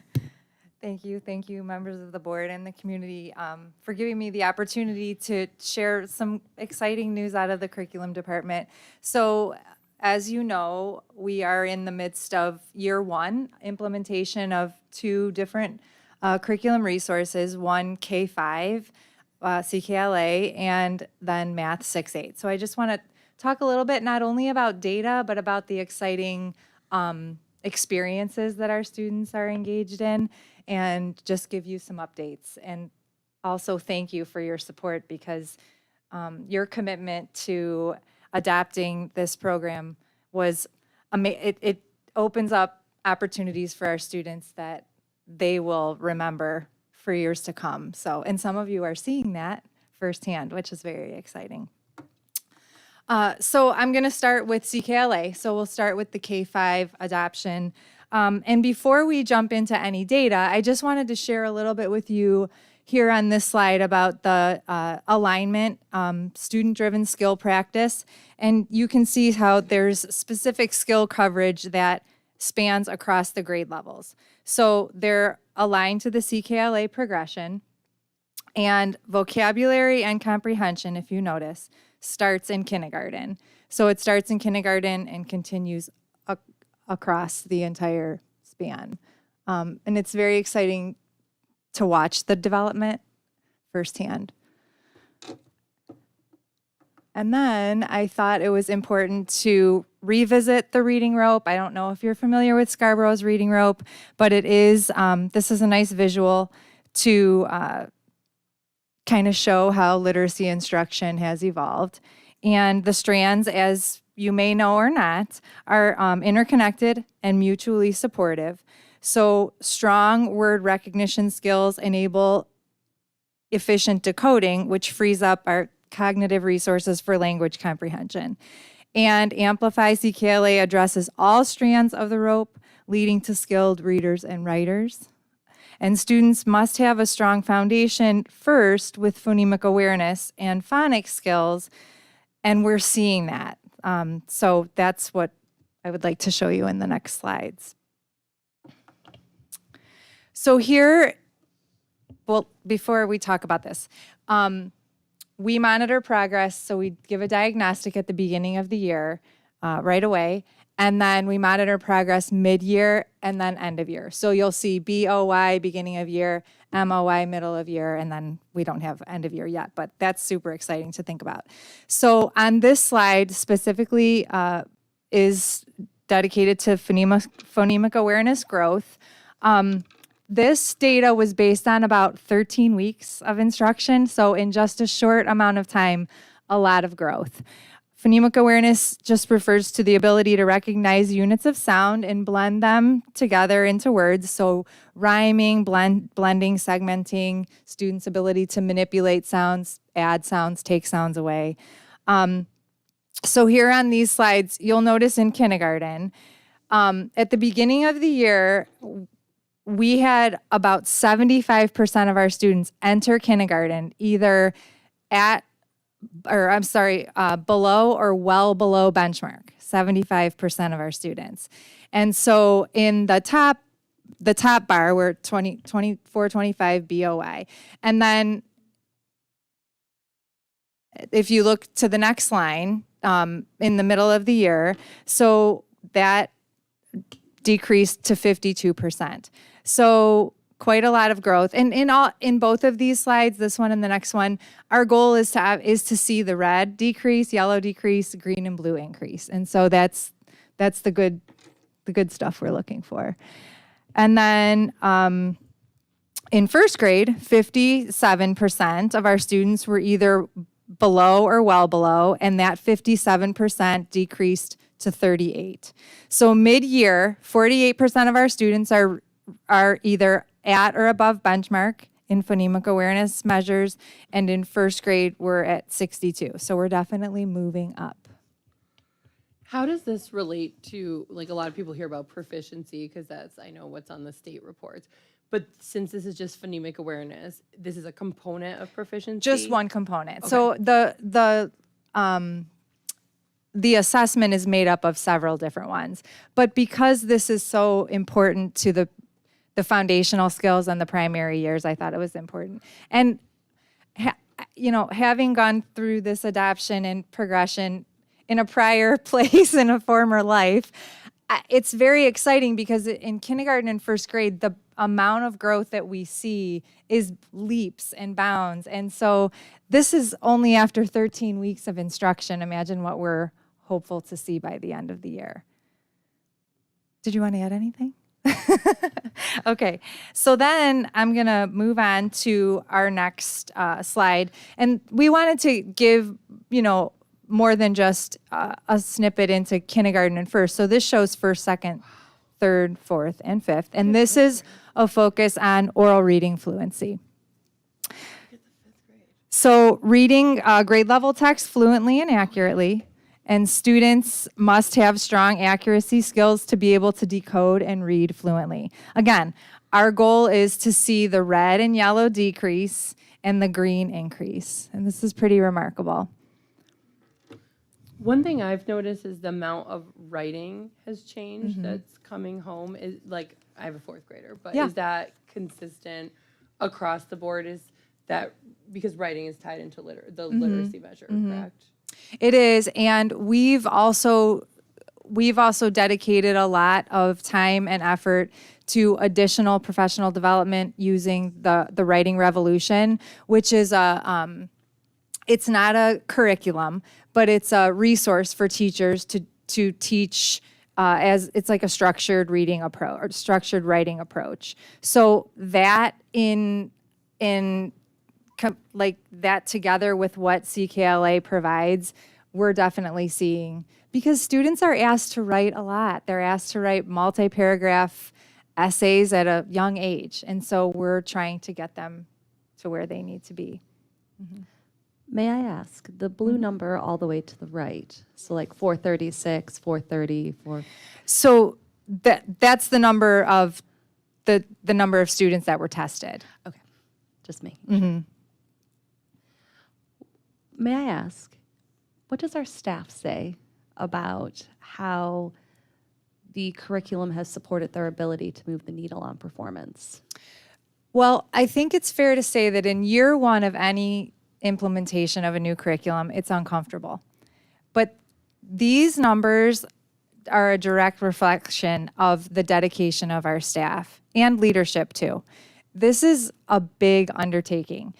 The staff has, for the most part, especially veteran teachers, are being asked to teach completely different than I did many years ago and many of the teachers. And so it shows their willingness to do what we know better now, and we're doing better for kids. And so I think that they're uncomfortable, but I think that's understandable, but they have not wavered and they're really working hard. I think that what I would say that I hear most from staff is that the level of engagement that comes from CKLA, the topics that students are exposed to, and the excitement that our students show through all of the learning that they're doing gives them all the more, boost to continue to keep on keeping on. Because it's not, like I said, it's not easy to adopt a new resource. It's really not. And a resource really just supports good teaching. So it really is the teacher. It's their excitement as they're delivering instruction. It's the support they're willing to give our kids. And then they use all of these, things at their fingertips to just help them make the daily experience even better. But I think they're happy with it. We followed a great process. We had teachers included in the entire process. They looked at a number of different resources. I wasn't here for that, but so they had a seat at the table, and they were the ones that made the decision, and I think they appreciated that for The sure. other thing we did was, didn't we end school a day early to do appropriate training? What? That is a fact.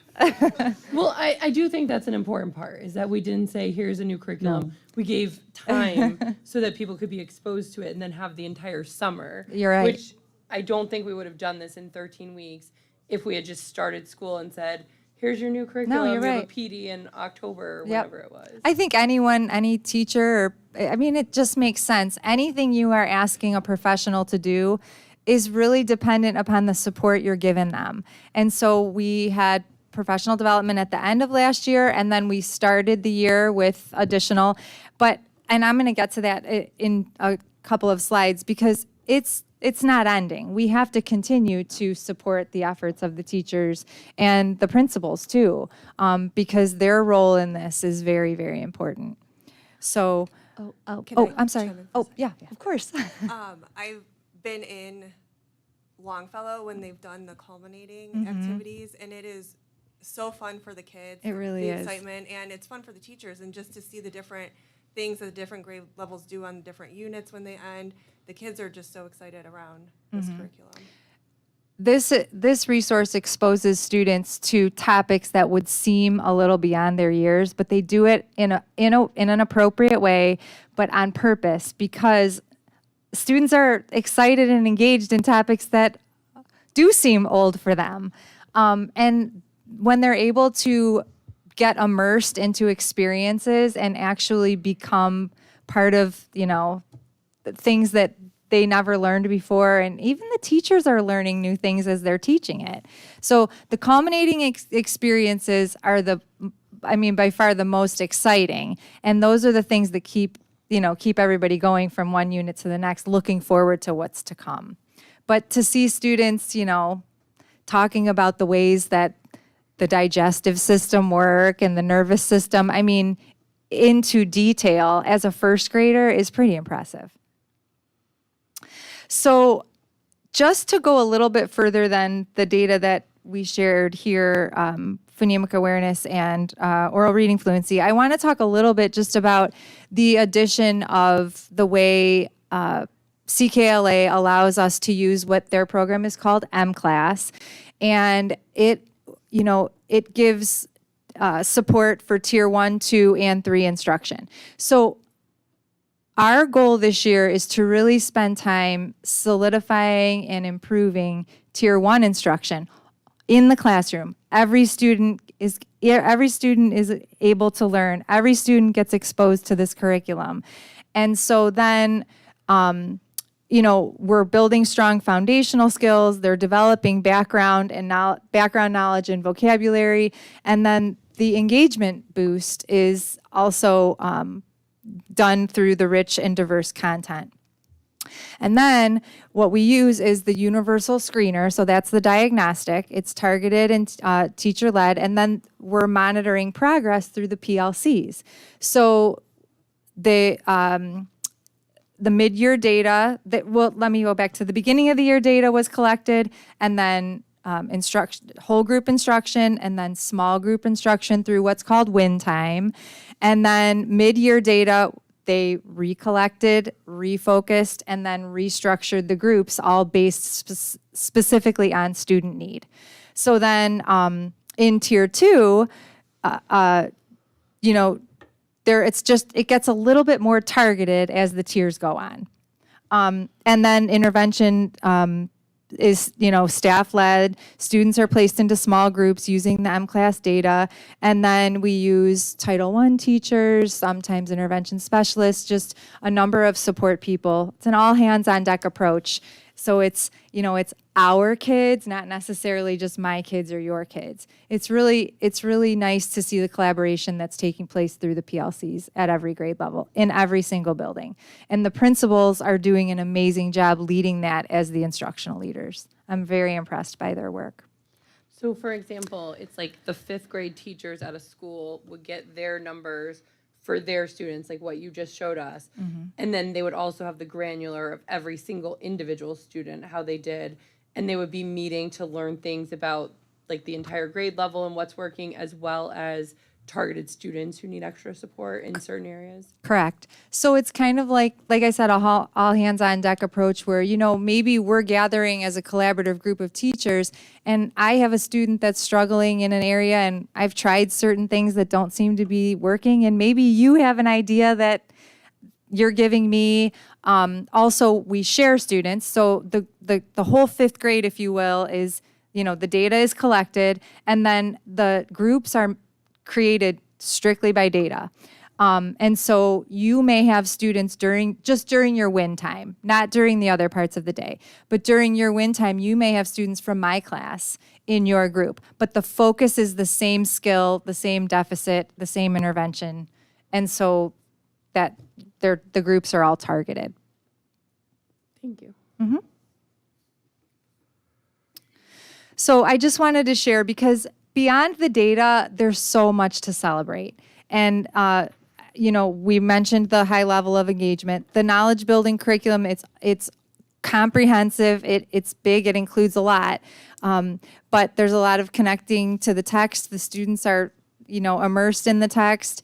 The amount that we are seeing kindergartners and first graders read right now as compared to years ago, it's so impressive.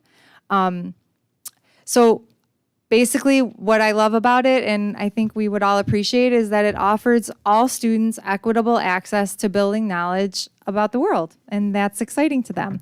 So I just named a couple of the topics here, but each grade level has a whole list of different topics that they focus on. I'd be happy to share them with you if you would like to see them. And then, as I said, next steps. So we have an implementation plan that was carefully created last year. And then we're monitoring progress through the PLCs, and we have an active literacy committee that meets, I think it's quarterly. And that next literacy meeting is coming up at the beginning of March. And then what we do is we share out with everybody after the meeting so that everybody feels a part of what's going on. Supporting the teachers with ongoing professional development opportunities. We have coaches from CKLA as well as the ESC coming into the classrooms for learning walks, coaching sessions, and then ongoing Q&A sessions just to make sure that we're answering questions for teachers and principals. The principals are also being supported as instructional leaders. They've been a part of different sessions with the CKLA consultants and the ESC consultants. And they lead the PLC meetings, and they're doing a great job of that. And then our hope is to continue the improvements to the literacy instruction and trickle it up into the middle school grades, because we want that learning and love for reading to continue to grow. So currently, we are piloting the sixth grade CKLA ELA program in each building is piloting it, whether it's all sixth grade teachers or one of the teams was a decision made by the principals and the teachers who wanted to be a part of that. And then our intention is to move toward an implementation next year and possibly a pilot in 7th and 8th grade. But we're just at the beginning stages of that, so we're not at a decision-making time for that yet. I just wanted to call out, when we went to the Capitol Conference in November, I sat in on 3 learning sessions that went over CKLA and Scarborough's reading rope and the complexity of becoming a fluent reader. And they said the most important part for districts that have adopted it in the past and saw success with it year over year was the implementation plan and the reoccurring reflection for growth and what's working, what's not. So I want to thank you for being on the board 3 years now. And that was the most comprehensive data I've seen as a board member to show me growth over time with our students, with their reading. So thank you very much for that. It's exactly what we want and need. And now we have a baseline to show our continued growth and success. The other thing I wanted to point out there is those results resonate with me as a parent because my students' reading is off the charts. In fact, when we got the letter from the state of Ohio on his last state test, he read the letter himself with fluency, didn't have to tap out words or anything. But then he looked at his score and he goes, wow, I'm not very good. because his score on his proficiency test did not necessarily match his actual skills that he was demonstrating. So I think it's really important for us to have this because once again, our state test scores are not a true reflection of our students' capabilities. And as a board member, those data points matter more to me than maybe those state level test scores. So thank you. Sure. And I think it's important, I appreciate you saying that. We're talking about data on a daily basis. And so it's not just one snapshot. It's not just one OST score. It's ongoing and being just being aware and able to pivot whenever we have to. But I do have to say this is much to the, I appreciate the collective effort. This is a hard, dedicated work of teachers, the principals, as I said before, and the leadership from Mandy in the curriculum department. I have to recognize her because the implementation plan and all of the continuous work on a daily basis to make sure that we're following it isn't done just by me. So I think it's important for us to recognize Mandy. She's done a great job with this. Thank you, Mandy. Okay, so we're just gonna switch gears. Well, I have a couple pictures here to share with you, but and then I just want to switch gears for a short time to talk a little bit about middle level math. I think we all have heard and know that most of our focus has been on the teaming model up until this point. So I'm not saying that we've neglected the math adoption, but we've spent more time really getting a solid understanding for teaming and allowing the teachers on the teams time and space to just get to know their kids and really get comfortable with the model before jumping into the same type of implementation plan. It's really not apples to apples. So having said that, we have spent time at the beginning of the year with professional development to get the teachers comfortable with the platform and navigating HMH. And they're really working on a blend of using an online resource as well as paper pencil. And so they're learning a new program. They're also learning teaming. So we're giving them grace. So our goal for next year is to truly adopt the diagnostic that's built into the resource that we adopted and use that to obviously to track data similar to what I just showed you. We just don't have that right now. I did want to share with you in 6th, 7th, and 8th grade, this isn't the same as far as the red, yellow, green, and blue. This is a progression that is given to us from Into Math, from the program. The reason the red bar is so long is because it represents 65%. And then they measure on level 65 to 80, and then above level 80 to 100. I don't like the visuality of that, but that is what they've given us. So what I just wanted to show you that this is how we're tracking progress. In 6th grade, this shows just the domains that they have already been addressed. And there's a forward progression, and in all of this slide and the next two, if you notice a point that's earlier on the progression, it might just be because they just started teaching it. So it doesn't necessarily mean that it's where they stand at the end. Sorry, my vision is so bad. Can you explain which icons we're looking at to see the forward progression? Is what does the anchor symbolize versus? It's the schools. Yeah, it's the schools. So Willoughby, and I wish those are their little logos. Yeah, they're the little my logos. vision is really bad. That's okay. I'm sorry. Look over here. Oh yeah, maybe It's not any better. Equally. We just thought it was. And I don't want to I'll share this with you so that it can make more sense. I don't want to glass over it too quickly, but I just wanted to show you that we're tracking progress, and this is whole district wide, and we can drill down into each school as well. So that's 6th, 7th, and 8th. Thank you. Sure. And then next steps for math, similar to what we have a plan for just ways that we're trying to address gaps and try to improve the math instruction that's taking place. We're incorporating the Restart Readiness checkpoints.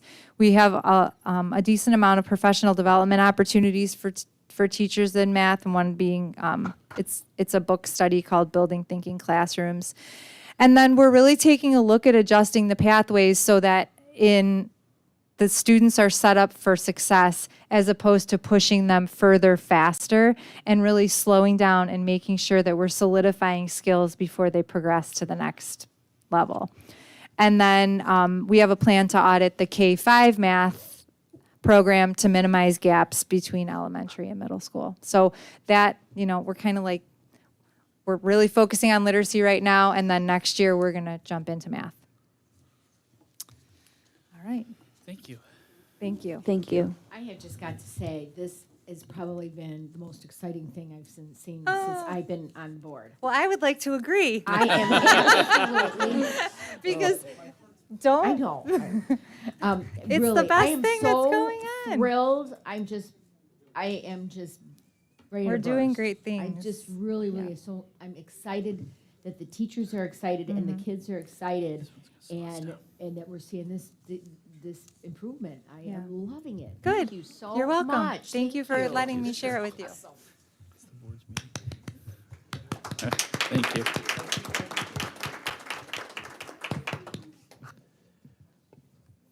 Keep going, Dr. All right, Dr. Ward will continue. 9A, if you recall, we, a couple months back, we took the Western Reserve ESC and we stepped away.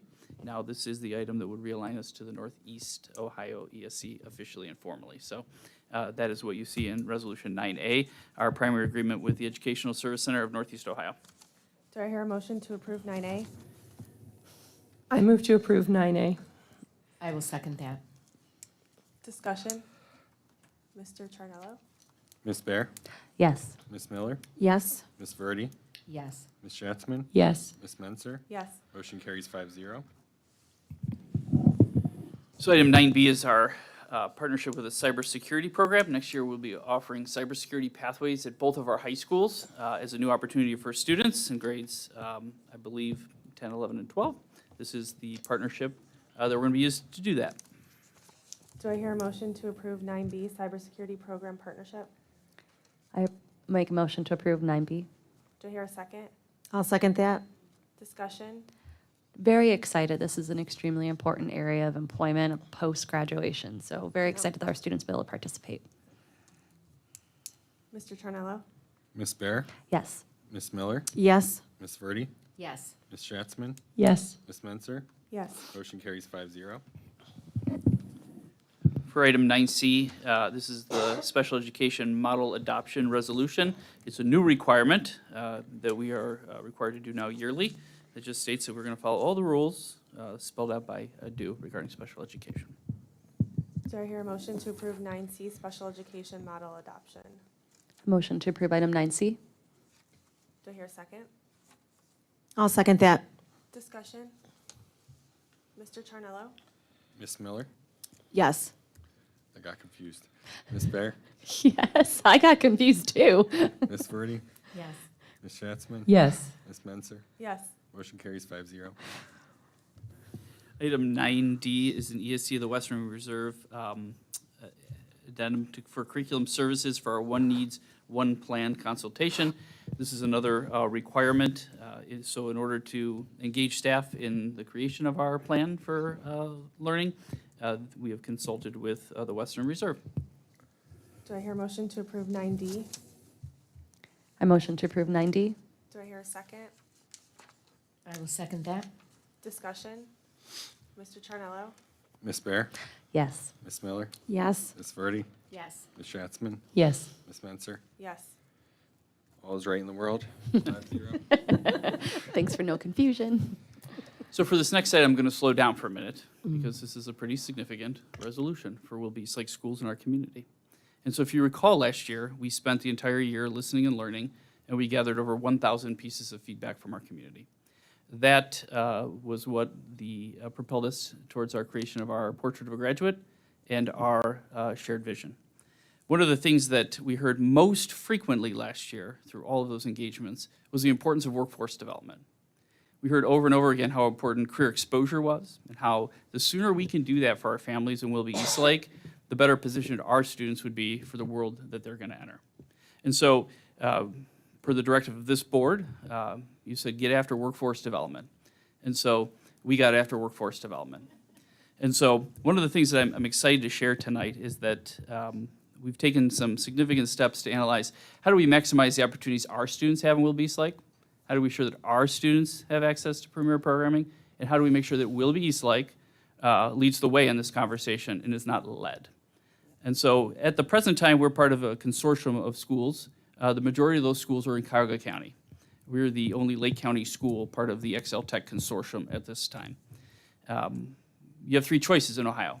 You're either part of like a career center, like Auburn, you're part of a consortium, like we're part of now, or you become a career technical education comprehensive, and you stand independently. An example of a comprehensive would be Mentor. They have recently moved the direction of becoming their own career comprehensive. So in reflecting on those three options, the question is, what's the best fit for Willoughby Eastlake schools, our students, our family, and our community? How do we continue to lead the way and, again, expose students to more programming? Here's some data. As part of the consortium right now, every district in the consortium is guaranteed a certain number of slots. For the 25-26 school year, our students are guaranteed 141 slots in Excel Tech across the consortium. Now, it's important to note, at the present time, our sophomores, we have the largest interest in career tech when you look at the Willoughby Eastlake current sophomores that have expressed interest in that programming. Here's the problem. With 333 students that have expressed interest in career tech pathways, that means over 50% of those students would be turned away and will be turned away as part of our current arrangement. So I believe this partnership with Excel Tech has served us well. It met certain objectives beginning in 2016 to the present, but at this time, given the demand of our students, and the interest in career pathways, and our inability to control the conversation, innovate, engage, and create programs, the recommendation is that Willoughby Eastlake moves towards becoming our own career comprehensive. Here's why that's important. If you haven't caught tonight, we heard a lot about innovation. We heard a lot about starting new programs and new opportunities for kids. At the present time, in order to do that, we'd have to do that in partnership with 13 other school districts, and we'd be given a very small slice of the seats for those programs. If you've been paying attention across the state of Ohio, there has been millions of dollars being thrown around behind workforce development across the state of Ohio. The problem with being part of a consortium at this moment in time for Willoughby Eastlake is that means that we would do the work for the grant, the money then would flow to the consortium and then be divvied out amongst other districts. An example of that makes this very practical would be like starting an aviation program. So we have Lost Nation Airport in our backyard. So when you think about creating career pathways, we would do the work of creating an aviation pathway and then be given 5 seats for our students, and the remaining of the seats would be shared. That's true for every program that's in career tech. So some other things to consider. At the present time, in case you wonder, we are in Lake County. And so part of our commitment as being a good neighbor and partner in Lake County is reinvesting in the county and being part of the conversation on the western end of Lake County as one of the largest school districts right now that are serving students. And then lastly, before we answer any questions you have, the cost to transport students at the current time, it's pretty extensive. To transport, run the runs every day across 13 districts all the way to Aurora and back is a considerable cost to the district. And so the thinking would be to recapture those dollars and then reinvest those dollars in beginning the process of becoming a career comprehensive. So here's the last thing I'll say. We've got 8 current programs in Willoughby Eastlake schools that we currently house. They are our programs. They remain our programs. And those programs are some of the programs that have credentials already associated with them. In other words, when you take the automotive pathway in Willoughby Eastlake, you leave with a credential and you can get a job and move on a career pathway. Not all the career programs are created equal, though. Other programs hosted in other districts don't necessarily have that credential at the end of the pathway. And so, again, we have a chance to think about how we expand our current programming, the 8 programs we have, expand pathways for our families and students, and then ultimately look at making sure that every child that has interest in a career can begin that journey as early as 7th grade by creating a 7th to 10th grade component that then feeds into the 11th and 12th grade more in-depth career technical education program. I couldn't stress this enough. I want to thank Vicki Morley, who we brought on this year as the Director of Workforce Development. And she's watered the crazy here when I said we need to think about our kids, we need to think about our community, we need to think about the western end of Lake County, and we need to think about how, in the end, we position this district to lead the way, to innovate in this space, and ultimately be able to do that in the most impactful and cost-effective way. And so we looked at the numbers, we asked the number guy here, and we talked about ultimately what makes sense for our community at this time. And so the recommendation you see tonight is for us to begin the process of becoming a comprehensive. It is a 2-year process, which means if you're currently in Excel Tech, you remain in that programming. So any family right now that's a sophomore that will be entering a program will finish that program. In that space, though, that gap, that's the exciting time for us to begin thinking about how we bring on our juniors, next year, and then eventually in 2 years become a career comprehensive. So I leave it at that.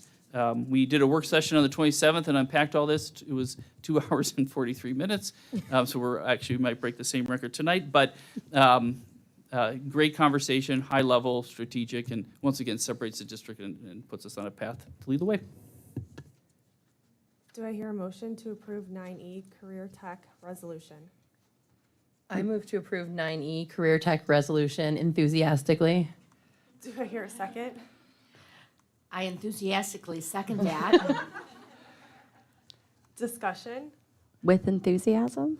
Yeah. I know that meeting was maybe made longer by the volume of questions I asked. I really do appreciate Ms. Morley, and not only did she come prepared with questions, there's a lot of forward thinking. We know there's a lot of things that still need to be developed, and I think that's something that we've asked ourselves and the district to be is forward thinking and proactive. And if the need is increasing, then we need to take care of our students first. And one of the concerns that I had that were put to rest through the conversation is, what's this going to cost us? And a lot of our programs are really expensive. So we are lucky enough that we house many of the programs, please correct me if I'm wrong, that we would retain those facilities, we'd retain those opportunities, and we would just have an opportunity to innovate and expand within our other campuses to build programming to become a comprehensive, correct?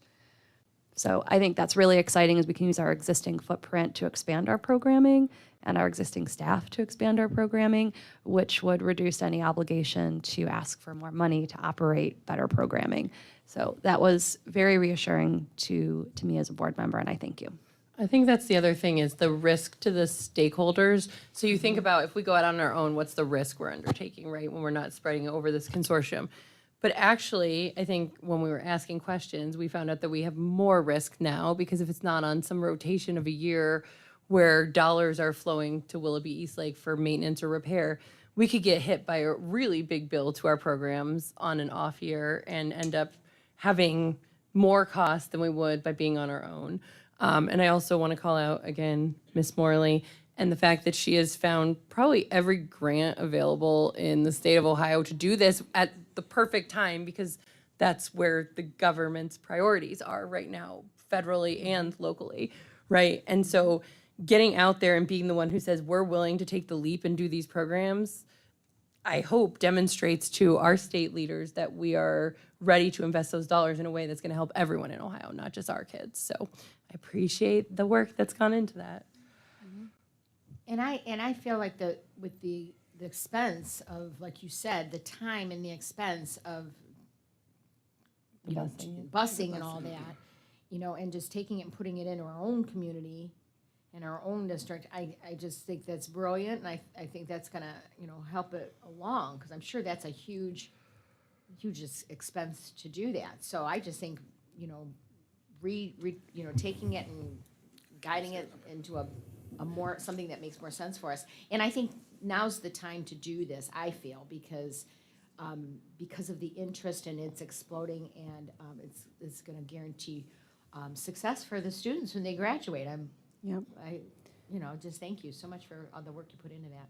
And I think too, the more we can keep here in our district, in our county, certainly the better it is. I mean, I think it's way easier to see success and progress if we're here rather than in Cuyahoga County or anywhere else.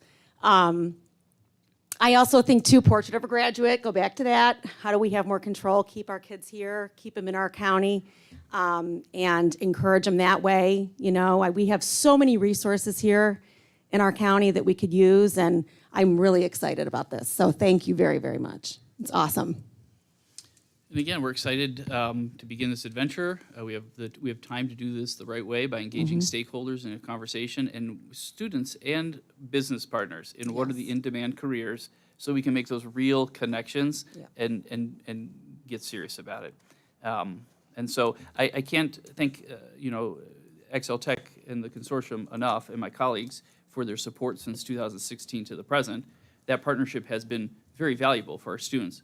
And having been in that district before and being very familiar with that programming, I can assure you that we could develop programming that's equally good, if not better. And so that excites me as well as we look to the future. If there's no more discussion, Mr. Tornillo? Ms. Bear? Yes. Ms. Miller? Yes. Ms. Verdi? Yes. Ms. Schatzman? Yes. Ms. Menser? Yes. Motion carries 5-0. And did you say there's going to be a communication that's going to explain to our parents who aren't here tonight what's going on? Because when maybe someone would hear, we're getting rid of Excel Tech, they might panic. It will be shortly in your inbox. 14 Stay tuned. minutes. We'll see when we get done. 9F would be the administrative and exempt employee compensation plan schedule. There was a change to the way back. It was the last item, just to update it, regarding reemployment of retired administrators. Do I hear a motion to approve 9F? I motion to approve 9F. Do I hear a second? I'll second that. Discussion? Mr. Tornillo? Ms. Bear? Yes. Ms. Miller? Yes. Ms. Verdi? Yes. Ms. Schatzman? Yes. Ms. Menser? Yes. Motion carries 5-0. Item 9G is 3 memorandums of understanding between Willoughby Eastlake and our classified union. The first one is regard to our SAIL program. We do this every year. These teachers have some wonderful, wonderful students and wonderful, wonderful obligations, and often sometimes have to work during their lunch. As a result, they get compensated for that, as noted there. The next two deal with vacation time per our last round of negotiations, and this was finally finalized. You see those two agreements here. Do I hear a motion to approve 9G? I move to approve 9G. Do I hear a second? I second. Discussion? Mr. Tornillo? Ms. Bear? Yes. Ms. Miller? Yes. Ms. Verdi? Yes. Ms. Schatzman? Yes. Ms. Menser? Yes. Motion carries 5-0. 9H, you'll see a College Credit Plus agreement, so our students can participate in CCP at the institutions listed here. Items 9I is a special service agreement between student and the district for services we cannot provide in-house. 9J is an overnight out-of-state trip for North High School. This would be the varsity softball team trip. 9K is an overnight out-of-state trip for North High School boys baseball trip. Items 9L would be an overnight out-of-state trip for South High School. This would be the French students. Item 9M would be overnight and out-of-state trip for NCI Willoughby to Columbus. That's cool. Yeah. And then 9N would be our transportation in lieu, updated monthly. For 10A is a certified personnel recommendations. 9B is our classified personnel recommendations. 9C is 10C is our supplemental contracts. And then lastly, 11A is the first read of the following policies, and there's just a few there. 12A is meeting notification. The next regular Board of Education meeting is scheduled for Monday, March 10th, 2025, 6 p.m. here at the Administration Building, 35353 Curtis Boulevard. 13A, do I hear a motion to adopt the consent calendar? A motion to approve 13A. Do I hear a second? I second. Oh. Discussion? Other than it's exciting time to be a foreign language student in Willoughby Eastlake. Any student in Willoughby Eastlake, I hope. We. Mr. Tornillo? Ms. Bear? Yes. Ms. Miller? Yes. Ms. Verdi? Yes. Ms. Schatzman? Yes. Ms. Menser? Yes. Motion carries 5-0. 14A, do I hear a motion to adjourn to executive session for appointment and/or employment of a public employee? And no action will be taken after executive session. I motion to approve 14A. Do I hear a second? I'll second that. Discussion? Mr. Tornillo? Ms. Bear? C. Ms. Miller? We. Ms. Verdi? Oh, I can't think of anything. Yes. Yeah. Yeah. Yeah. Ms. Schatzman? I'm just gonna go with yes. Ms. Menser? Yes. I'm going to assume that's a 5-0. Do sign language. We're adjourned into executive session at 8:20 PM. Thank you.